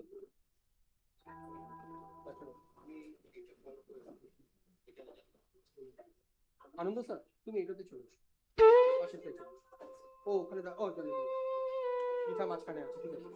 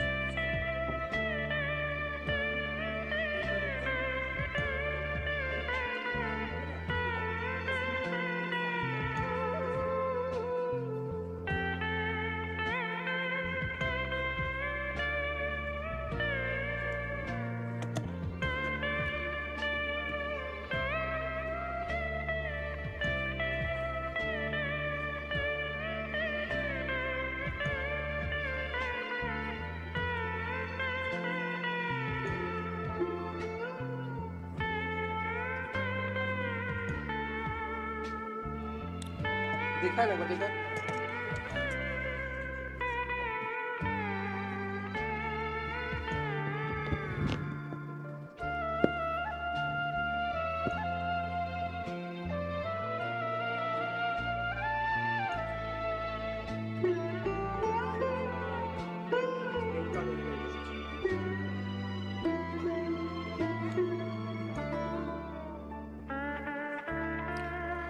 Good afternoon, everyone. So we are beginning our opening plenary session. The title of the session is Beyond Development Paradigms, Reframing Global Media Communication Equalities. For the plenary session, we have with us Dr. Ananda Mitro and Dr. Moushumi Bhattacharya. I would read their profiles for you. Dr. Ananda Mitro is a professor of communication at Wake Forest University, USA, where he teaches and researches digital communication, globalization, media cultures, and emerging technologies. A pioneering scholar of digital culture and virtual communities, his work explores the intersection of communication, inequality, identity, and social inclusion. He is widely known for his influential publications such as Marginal Voices in Cyberspace and Virtual Commonality, Looking for India on the Internet, which examined how marginalized communities use digital spaces for representation and community building. His recent research focuses on artificial intelligence, digital storytelling, public discourse, and social justice. Dr. Mitra collaborates extensively across India and the United States.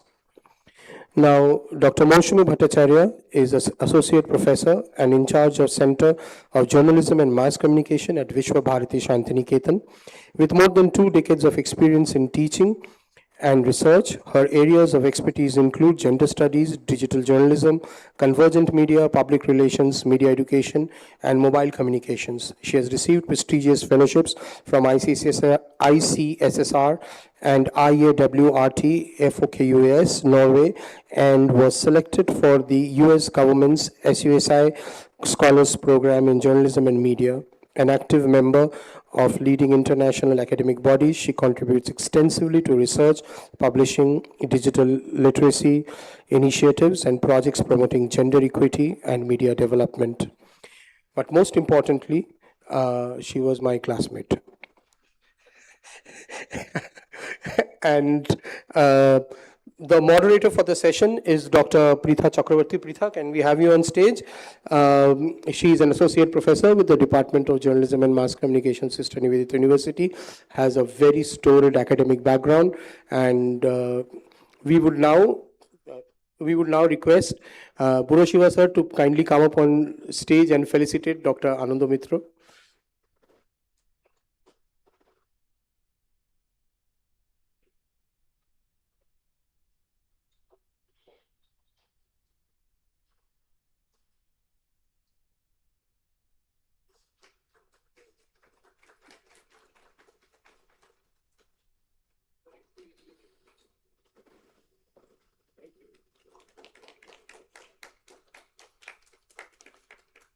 Now I will request Professor Shaukat Mojumdar to please kindly come up and felicitate Dr. Moushumi Bhattacharya.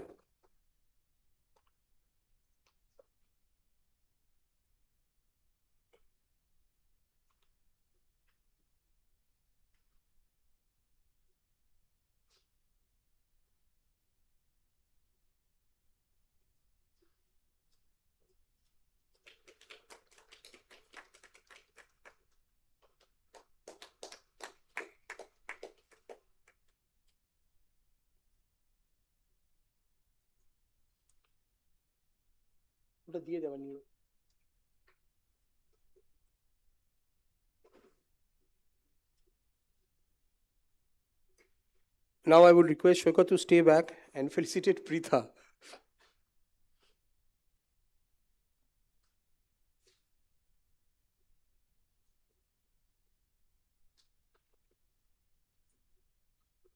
Yes.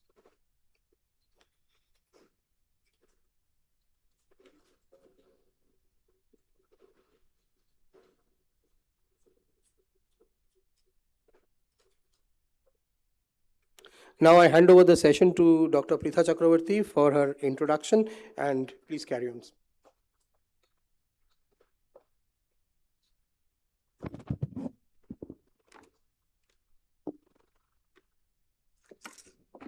Thank you, Professor Basu, for starting this session. The title of our plenary is Beyond Development Paradigms, Reframing Global Media and Communication Inequalities. We are going to start with Dr. Moushumi Bhattacharya, but before that, I wanted to set the tone for the plenary. The history of global media and communication has long been narrated through the lens of development, a framework that, despite its progressive aspirations, has constantly reproduced the very hierarchies it purported to dismantle. From the modernization theories of the mid-20th centuries to the more recent digital divide discourse, dominant paradigms have tended to position the global south as a deficit that needs to be corrected, rather than a site of knowledge, agency, and communicative complexity in its own rights. We gather today not to simply diagnose the depths of these inequalities, but to collectively imagine and begin constructing alternative analytical and policy frameworks adequate to the communicative realities of our unequal world. To share their academic standpoints, I now call ma'am on the stage.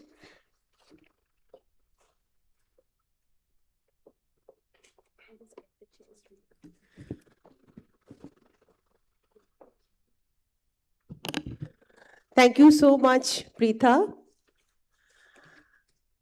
Good afternoon to everyone. It's a privilege to be here in a very prestigious panel with Professor Ananda Mitra. We were just having a chat that when I was studying when I was engaged with my postdoctoral study in Jamia Millia, so I got the opportunity to organize one session of Professor Ananda Mitra as directed by my supervisor, Professor Bishwajit Dash, and when we met there.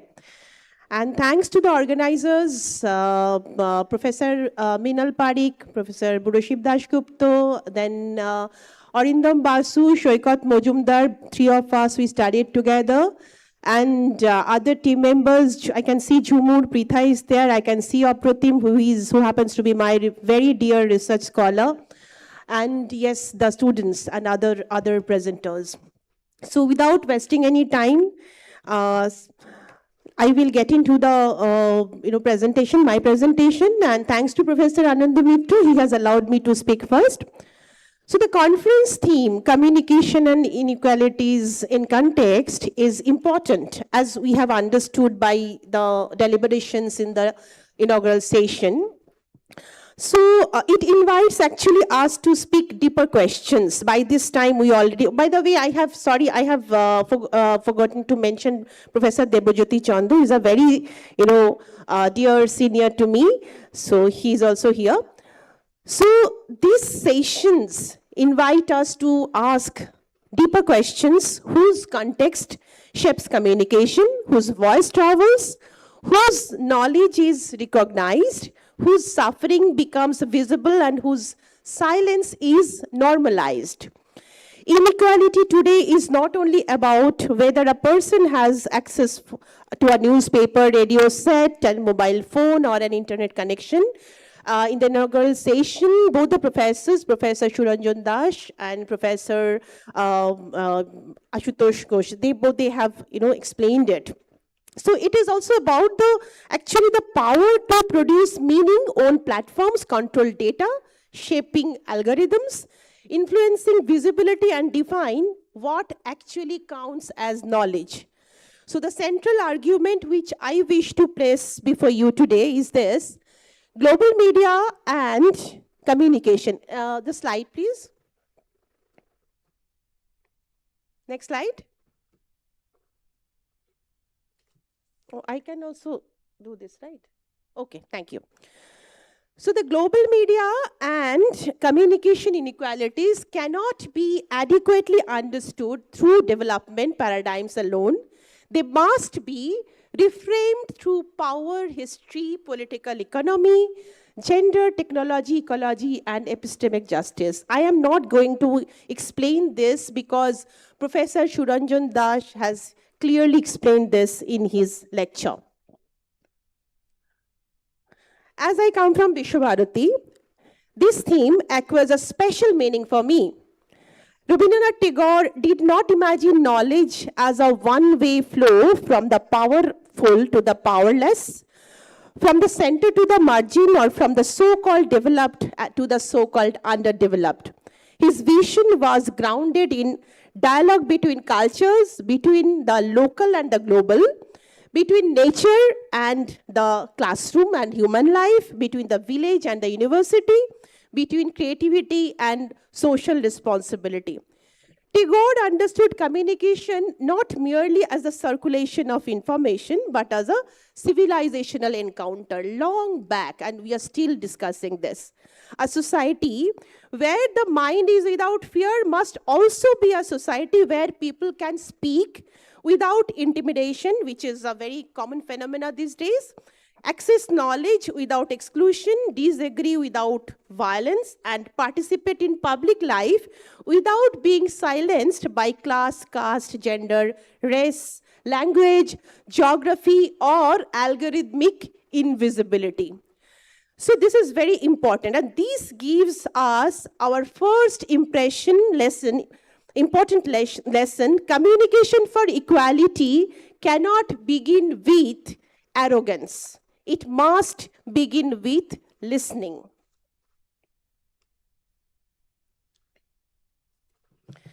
So now, from access to agency, a bit of data now.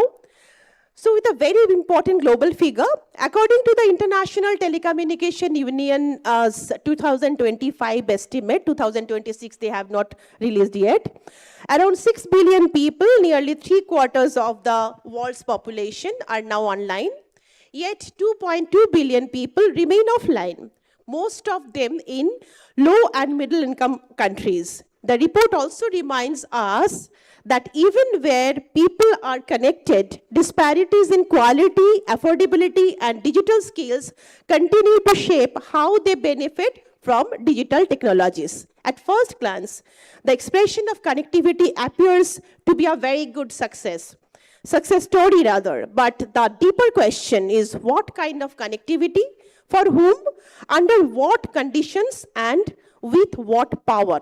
Therefore, our first reframing is this: access is not equality, connectivity is not communication justice. This is why we must shift from the idea of the digital divide to the idea of digital stratification. So the divide suggests actually two groups, those who have access and those who have not. But digital stratification suggests layers or recognizes layers: who owns the device, who controls the password, who has the privacy, who understands the interface's language, who has the confidence to speak, who is believed, who is attacked, who is monetized, and who is completely erased. This is something very personal which we just had last week. So the question of access and agency also closely connects with our Center for Journalism and Mass Communication. This is our ongoing outreach practice at Vishwabharati. Over the years, CJMC has tried to take communication learning beyond the classroom through field-based engagement, student participation, and community-oriented activities. Our recent digital literacy activity, everybody took part in that activity from 18th to 22nd of May. And it's we actually take care of a very large, sector, where we have got 65 adopted villages under our university, and we work there. And in such outreach experiences, our realization is that the so-called digital divide is never only about the presence or absence of technology. It is also about hesitation, trust, language, gendered access, generational distance, and social confidence and everyday vulnerability. A person may have a mobile phone but may not feel confident in navigating all the online sectors. A young student may use social media every day but actually doesn't know how the misinformation travels. A woman may have access to a device but may not have privacy, time, or autonomy to use it. A community may receive information but may not always have the institutional power to respond. This is why digital literacy must be understood as part of communication justice. The gender dimension of digital stratification is especially important. As I know, my research area is gender studies and communication, so I am actually feeling motivated to speak something about it. So the recent GSME Mobile Gender Gap Report, again 2025, notes that 885 million women in low and middle income countries are still not using mobile internet, and that around 60% of them live in South Asia and Sub-Saharan Africa. Women in low and middle income countries are also 14% less likely than men to use mobile internet. This data is not merely about technology, we need to understand. It reflects social norms, affordability, safety concerns, literacy, mobility, family control, and gendered divisions of time and labor. Women are excluded from digital communication. They are also excluded from information about health, livelihoods, education, government schemes, disaster alerts, financial services, market, and public debate. Now, this is very important. This actually brings me to my own recent academic engagement with gender, climate change, and disaster resilience. I'm being very specific here.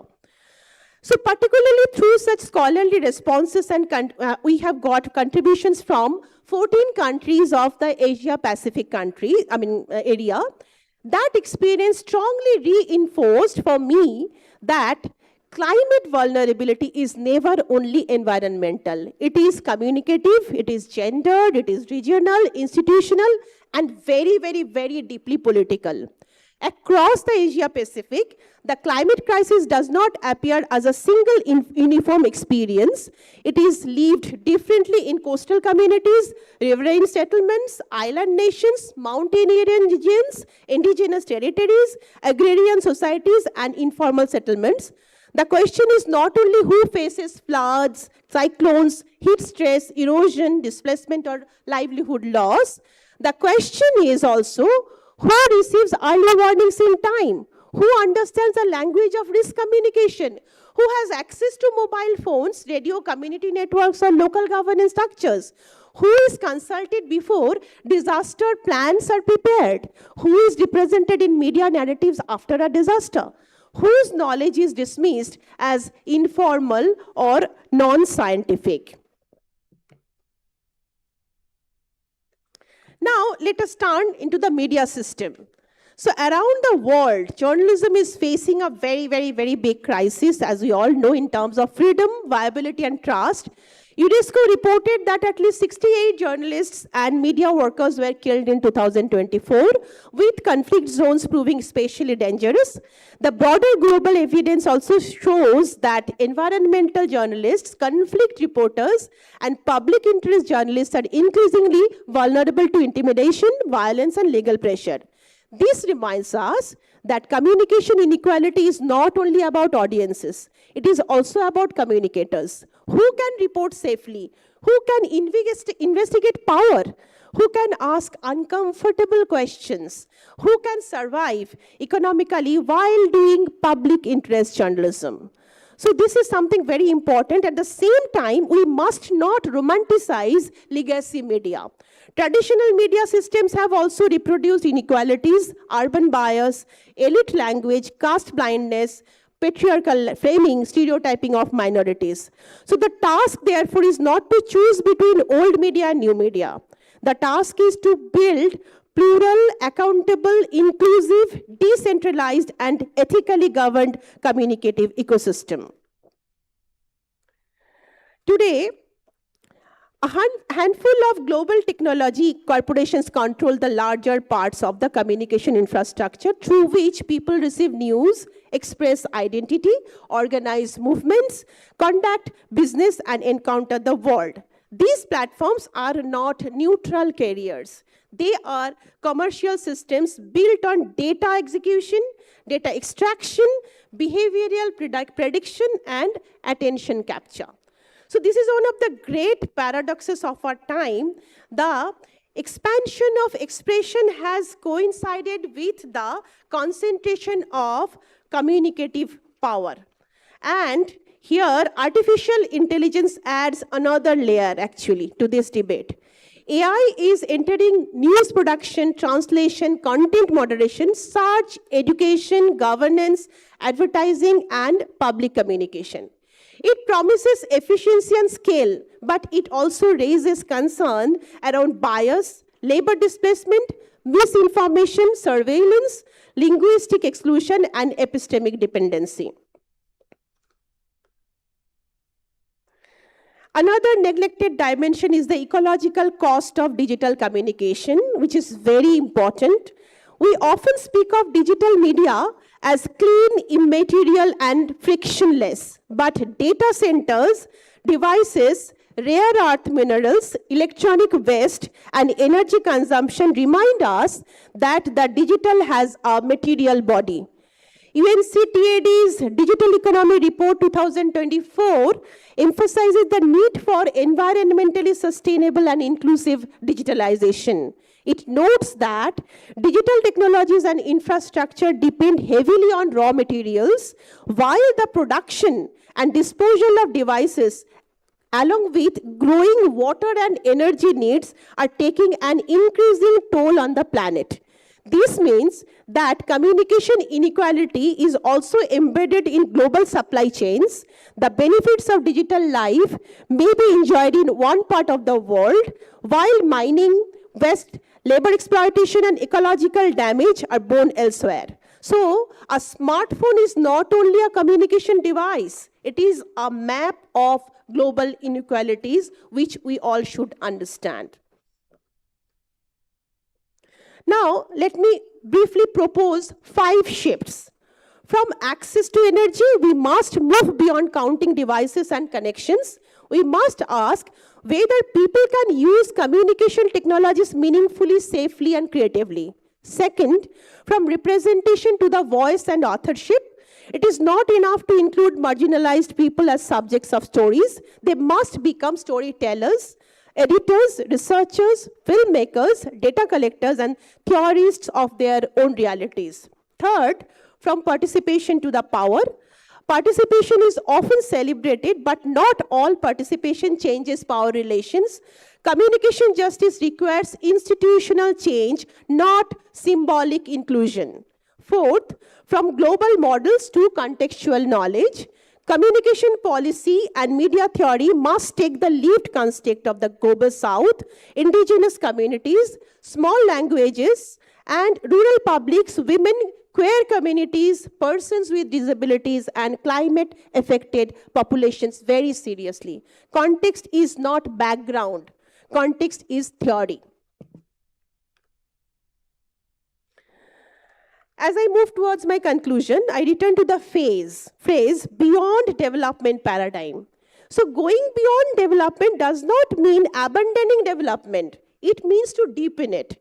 It means recognizing that development without dignity is incomplete, access without agency is insufficient, innovation without justice is dangerous, communication without listening is domination. Here, Tagore remains one of our most powerful guides. He reminds us that the purpose of communication is not merely to transmit information, but to enlarge human understanding. He reminds us that education must liberate, not discipline. That culture must connect, not dominate. That the village is not a backward space, but a living site of knowledge, and the world can meet only when there is mutual respect. So, from Vishwabharati to the wider Asia Pacific, my own recent work has reminded me that communication inequalities are not abstract theoretical concerns. They shape survival, recognition, and justice in every day. So to reframe this entire global media and communication inequalities, therefore, is to ask for more than connectivity. It is to ask for a world where communication becomes a practice of freedom, dignity, and shared humanity. Let this conference be an invitation to think our assumptions. Let us ask not only who is connected, but who is counted. Not only who speaks, but who is believed. Not only who is represented, but who represents. Not only what technology can do, but what society asks technology to become. Not only how communication supports development, but how communication can challenge the unequal worlds in which development itself is imagined. So in Tagore's spirit, let us imagine communication not as a corridor of power, but as a meeting ground of humanity. Thank you.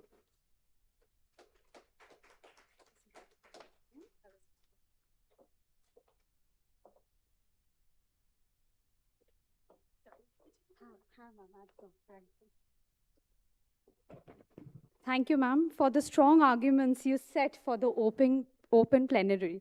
Your submissions repeatedly asked who, whose, and looking at the unframed. You centered Tagore within the theoretical lens. The data showcased were glaring of the greater divide. Your groundwork on Adorshogram initiative and the gendered inequalities spoke breadths to the topic. We definitely have questions from the audience, but before that, I would request Professor Anando Mitra to please take the stage.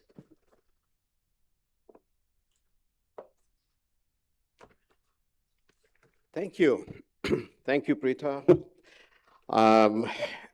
Before I introduce myself and go ahead and do a conversation, let me ask something here. How many in this room, by a show of hands, how many in this room have been here since the morning? I appreciate your patience and the time that you've put towards attending the sessions. We are background, as you can tell, I am, excuse me, is that a handheld mic? Huh.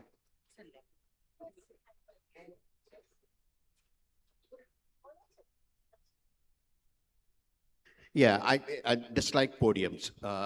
They are constrictive and does not allow for communication in many cases. So the reason I asked if you have been here since the morning is to get a sense of what you have heard so far. My background is I teach in the Department of Communication at Wake Forest. I am trained originally as an engineer, much like Nosh. I know of Nosher as Nosh. You know, we were together at University of Illinois. One thing about Nosh that you guys may not know, it's very good to see he's lost some weight.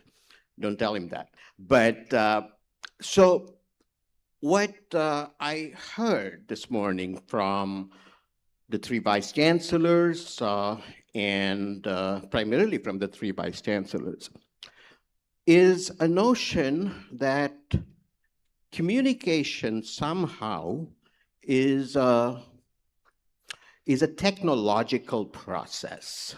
And what we did not or have not heard, and I think that is because of the nature in which most people construct this idea of inequalities, is to ask the question, it's a theoretical question.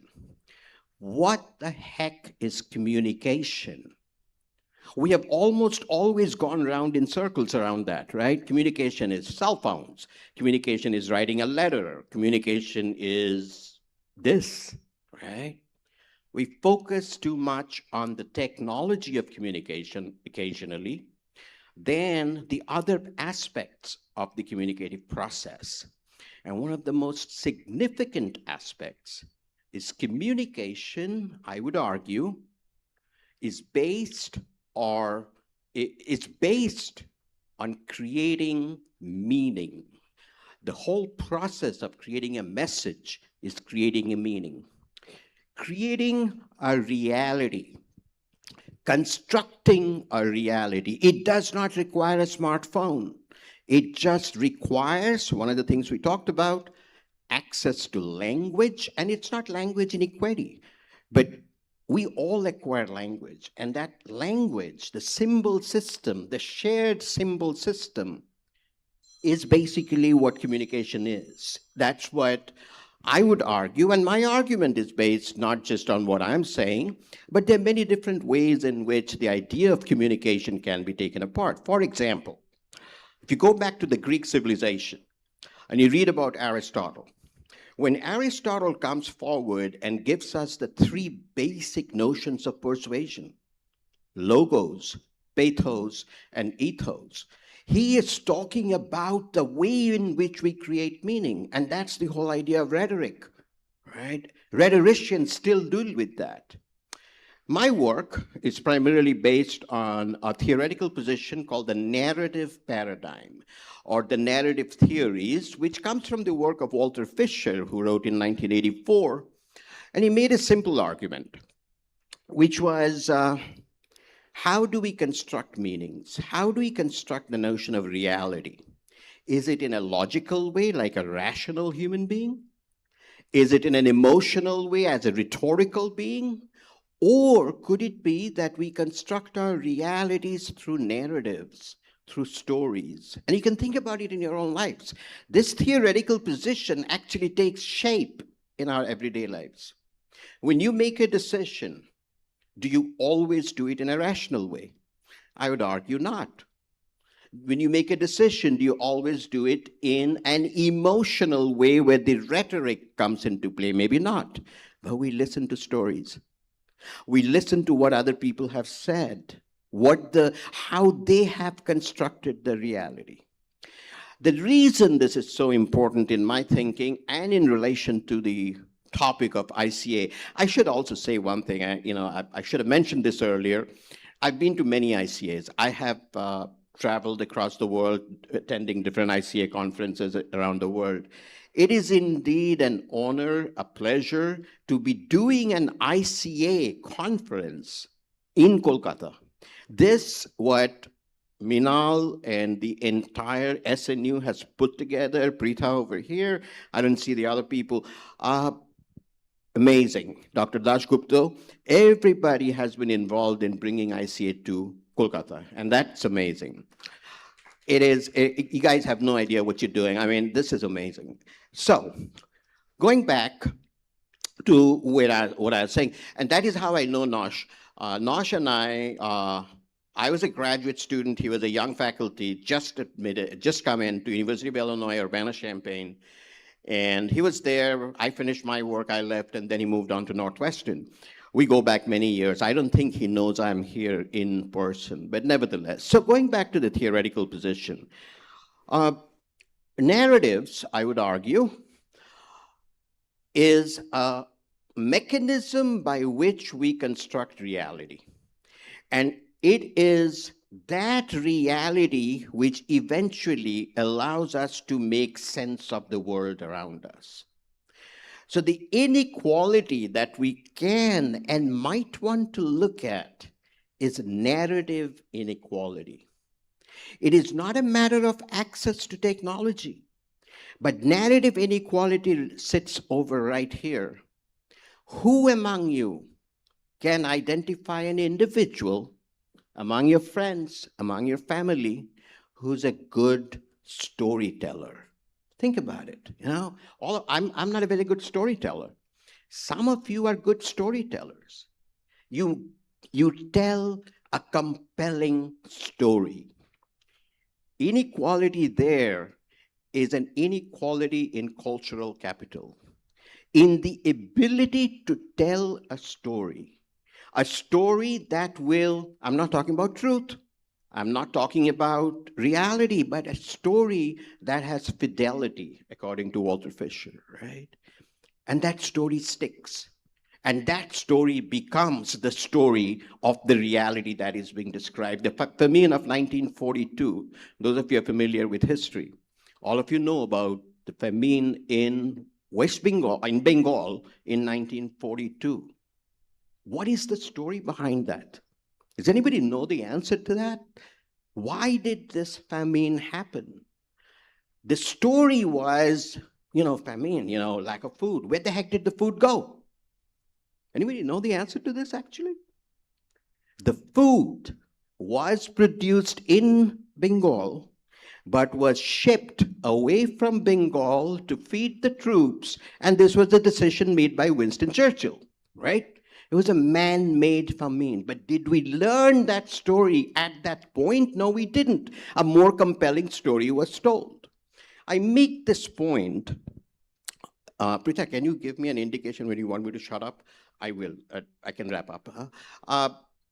So I make this point because when people like Walter Fisher and others were talking, they felt, or they knew, the reality was stories were told by institutions, right? So Shakespeare is a storyteller. Tagore is a storyteller. CBS or CNN is a storyteller. That was the kind of inequality in narrative that existed. You and I, until maybe 10 years ago, could not have told our stories. And this is why back in 1988, Gayatri Spivak, some of you might have read her work, asks the question, does the subaltern have a voice, right? Because there were no mechanisms to tell our stories.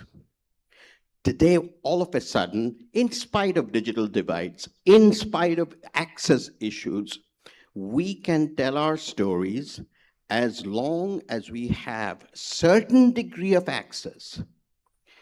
That is what, back in 1996, when the internet was becoming popular.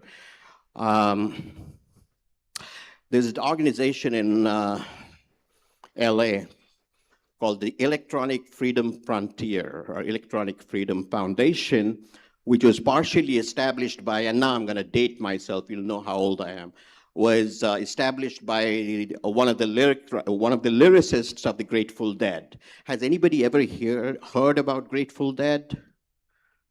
Oh gosh. Yes, sir. Thank you. Grateful Dead was a famous rock band back in those days. But the EFF, the Electronic Freedom Foundation, we all felt we were all working in that zone that, you know, when the internet becomes available, it's going to democratize life, you know? What we did not anticipate very well is how much of a corporate system it will become. That was not anticipated. But we all felt that at some point, perhaps we will have narrative equality. And to some degree we did. You know, today, any one of you, forget smartphones, any one of you have access to even a computer in a cyber cafe, which has now disappeared because everybody seems to have access, at least in the urban areas. You can go and set up your own homepage, your own profile page. At that moment, you have told the story. Every single thing that we do, we are telling stories about ourselves. So this is an inequality. I'm not focusing on the inequality. I'm trying to figure out where is the inequality disappearing. And if we look at it from the narrative perspective, there is a certain leveling of narrative capital, cultural capital. But the question that comes after that is, what the heck did we do with this capital we have earned? And that's where it gets a little depressing. What did we do? Well, we found, it's banned in India, but we found the equivalent of TikTok. Everybody is telling stories. While narrative equality might have been attained, narrative quality has seen a massive decline, right? You get on Instagram, you get on any of these things, what are you seeing? I mean, those of you know what I'm talking about. You are seeing the narrative equality of people who have now understood how to monetize the narrative. And they will do anything to monetize that, right? Things that, when we were growing up, could be considered marginally obscene, right? But that has now become the narrative equality. So equality has, you know, when you gain equality, we try so hard to gain equality. Equality comes with a price and a responsibility. That narrative responsibility has not yet been seen. Thus, we have fake news. Who the heck do you believe? You know, just go think about what has happened in West Bengal since May 4th. Who do you believe? Do we need to believe at all? Or is this entirely a narrative construction of reality where reality or truth has left the building? So equality, take it with a certain pinch of salt, because you may get what you didn't wish for. The unexpected outcome of certain equalities can be quite illustrative of what could happen. I'll shut up there. Pritha told me to shut up, so I'll shut up. So Pritha, up to you.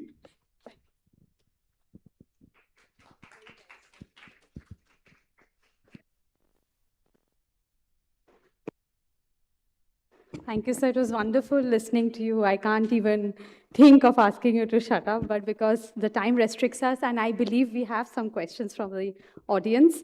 Do we have any questions from the audience? If you, like sir said, he wanted us to look back into the topic from communication as that which creates meaning. He opened the wider lens. He took a departure from viewing the subject only from the prism of technology.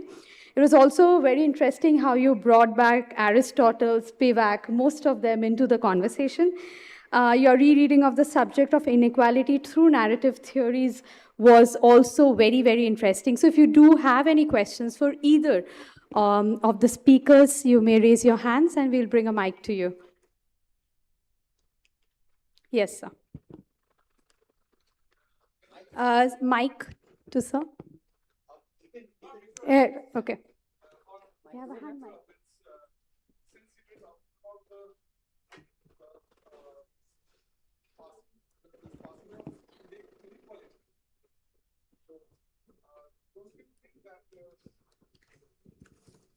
Every time with the advent of new technology or new methodology, a set of inequality goes and a new set of inequalities emerge. Isn't it a continuous process? Thank you.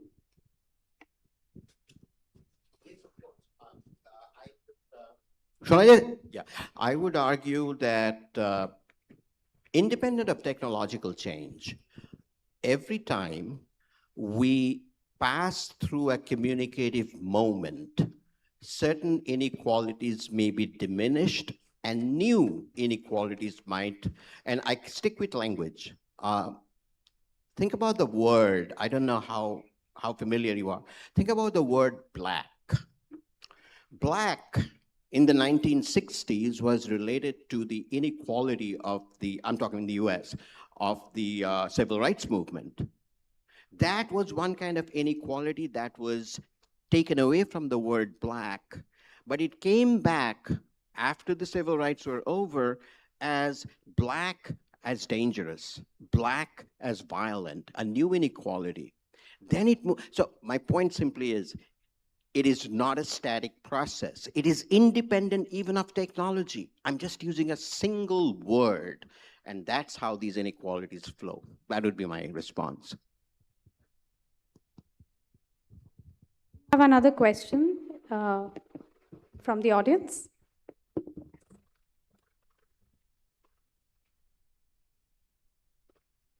Would you like a mic or?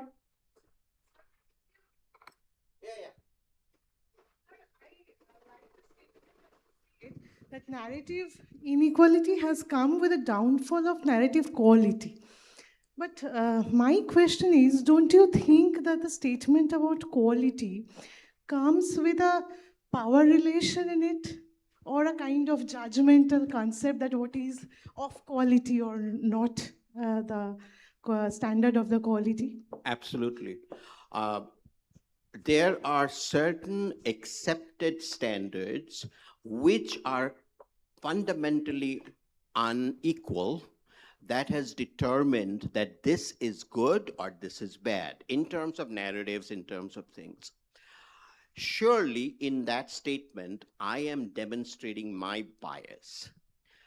But the other part of my response would be, there are some existing communal standards of evaluation, all right? This is why a movie makes it or it doesn't. It may be marketized or monetized, but you know what you like, and the people seem to know. And yes, the narrative quality has diminished based on some existing biased standards.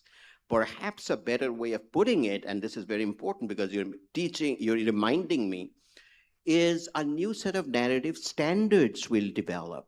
And television in the United States did that a long time ago.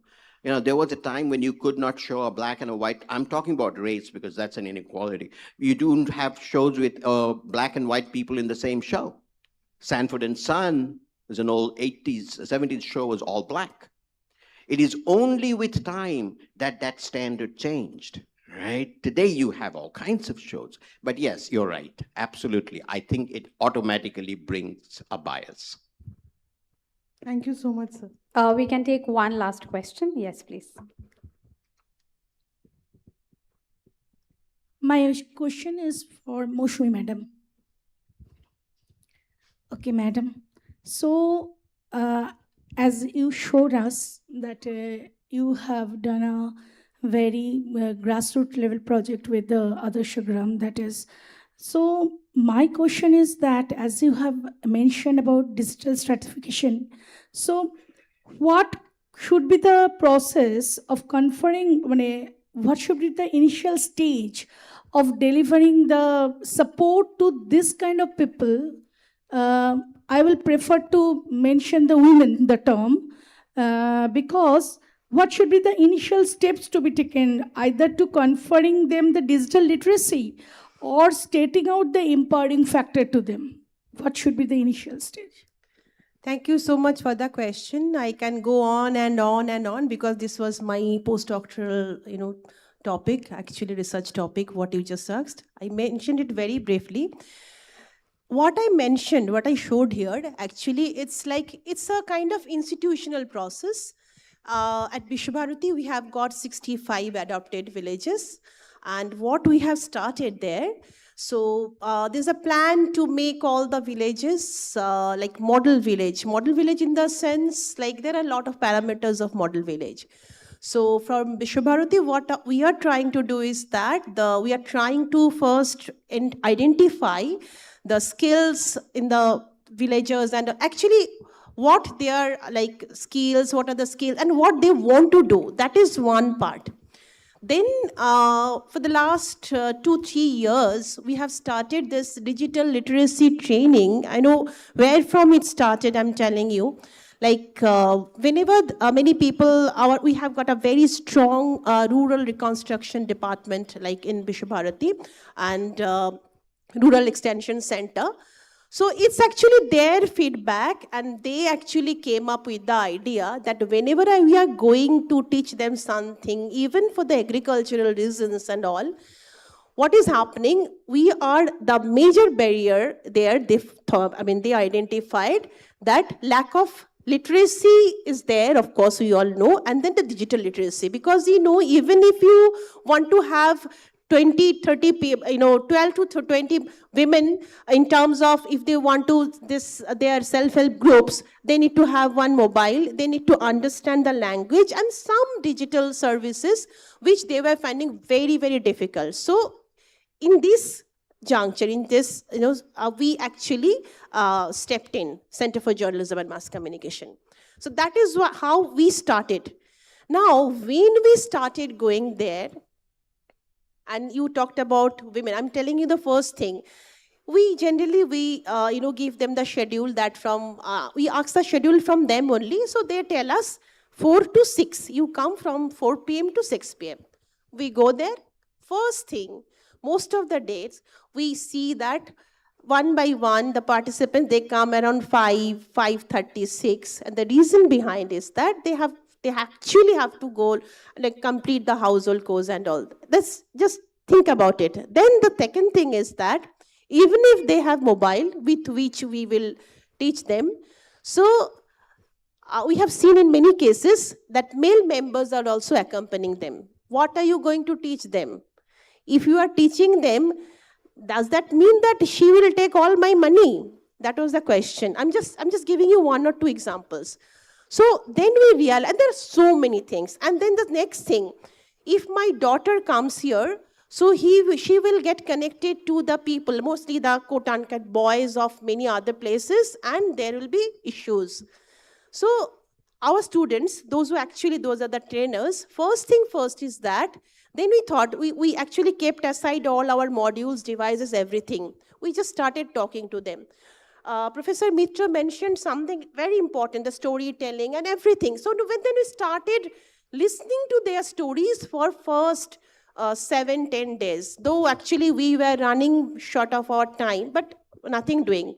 First thing is that making them, understandable that what it can do. And not only this, it's not that they will learn it and immediately they will, do something. And one more important thing is that is also very important. Whenever you are going to, with so many students to their villages, first thing, this question comes, are you going to give us mobile phones? You are giving us trainings.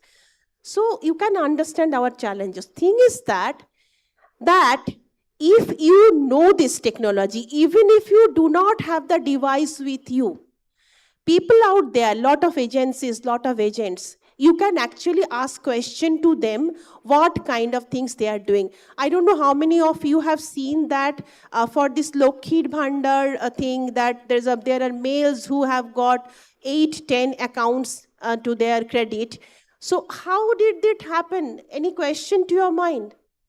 Maybe there were 8 actual names of female. So how did this happen? Because we all can understand those ladies, maybe they exist, but they are not getting actually, that they did not get the benefit. So thing is that understanding the device, understanding the process, and most importantly, motivating to understand this. This is what we understood. So what happened, this 5 days training, now it has become like 1 month, because first 2 weeks we actually devote, just talking to them, understanding them, convincing them, then realizing them how important this is. So this way, and it's a very long story actually. We can talk about it later also. Thank you.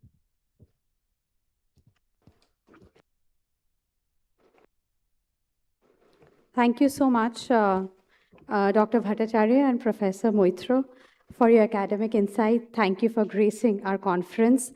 Thank you, everyone, for being such an interactive and engaging audience. I would now request you to please head to B209 for your lunch.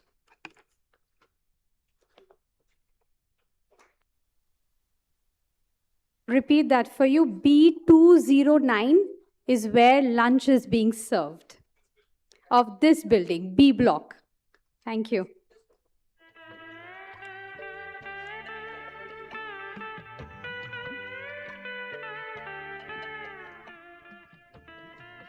Hello, your technical sessions are on the same floor. So the schedule that you've got room numbers also with it. So B209 is the lunch room. After that, you head for your technical sessions. Okay? To the specific rooms. If you have any problem, I'll be there on the second floor. I can guide you. Okay, thank you.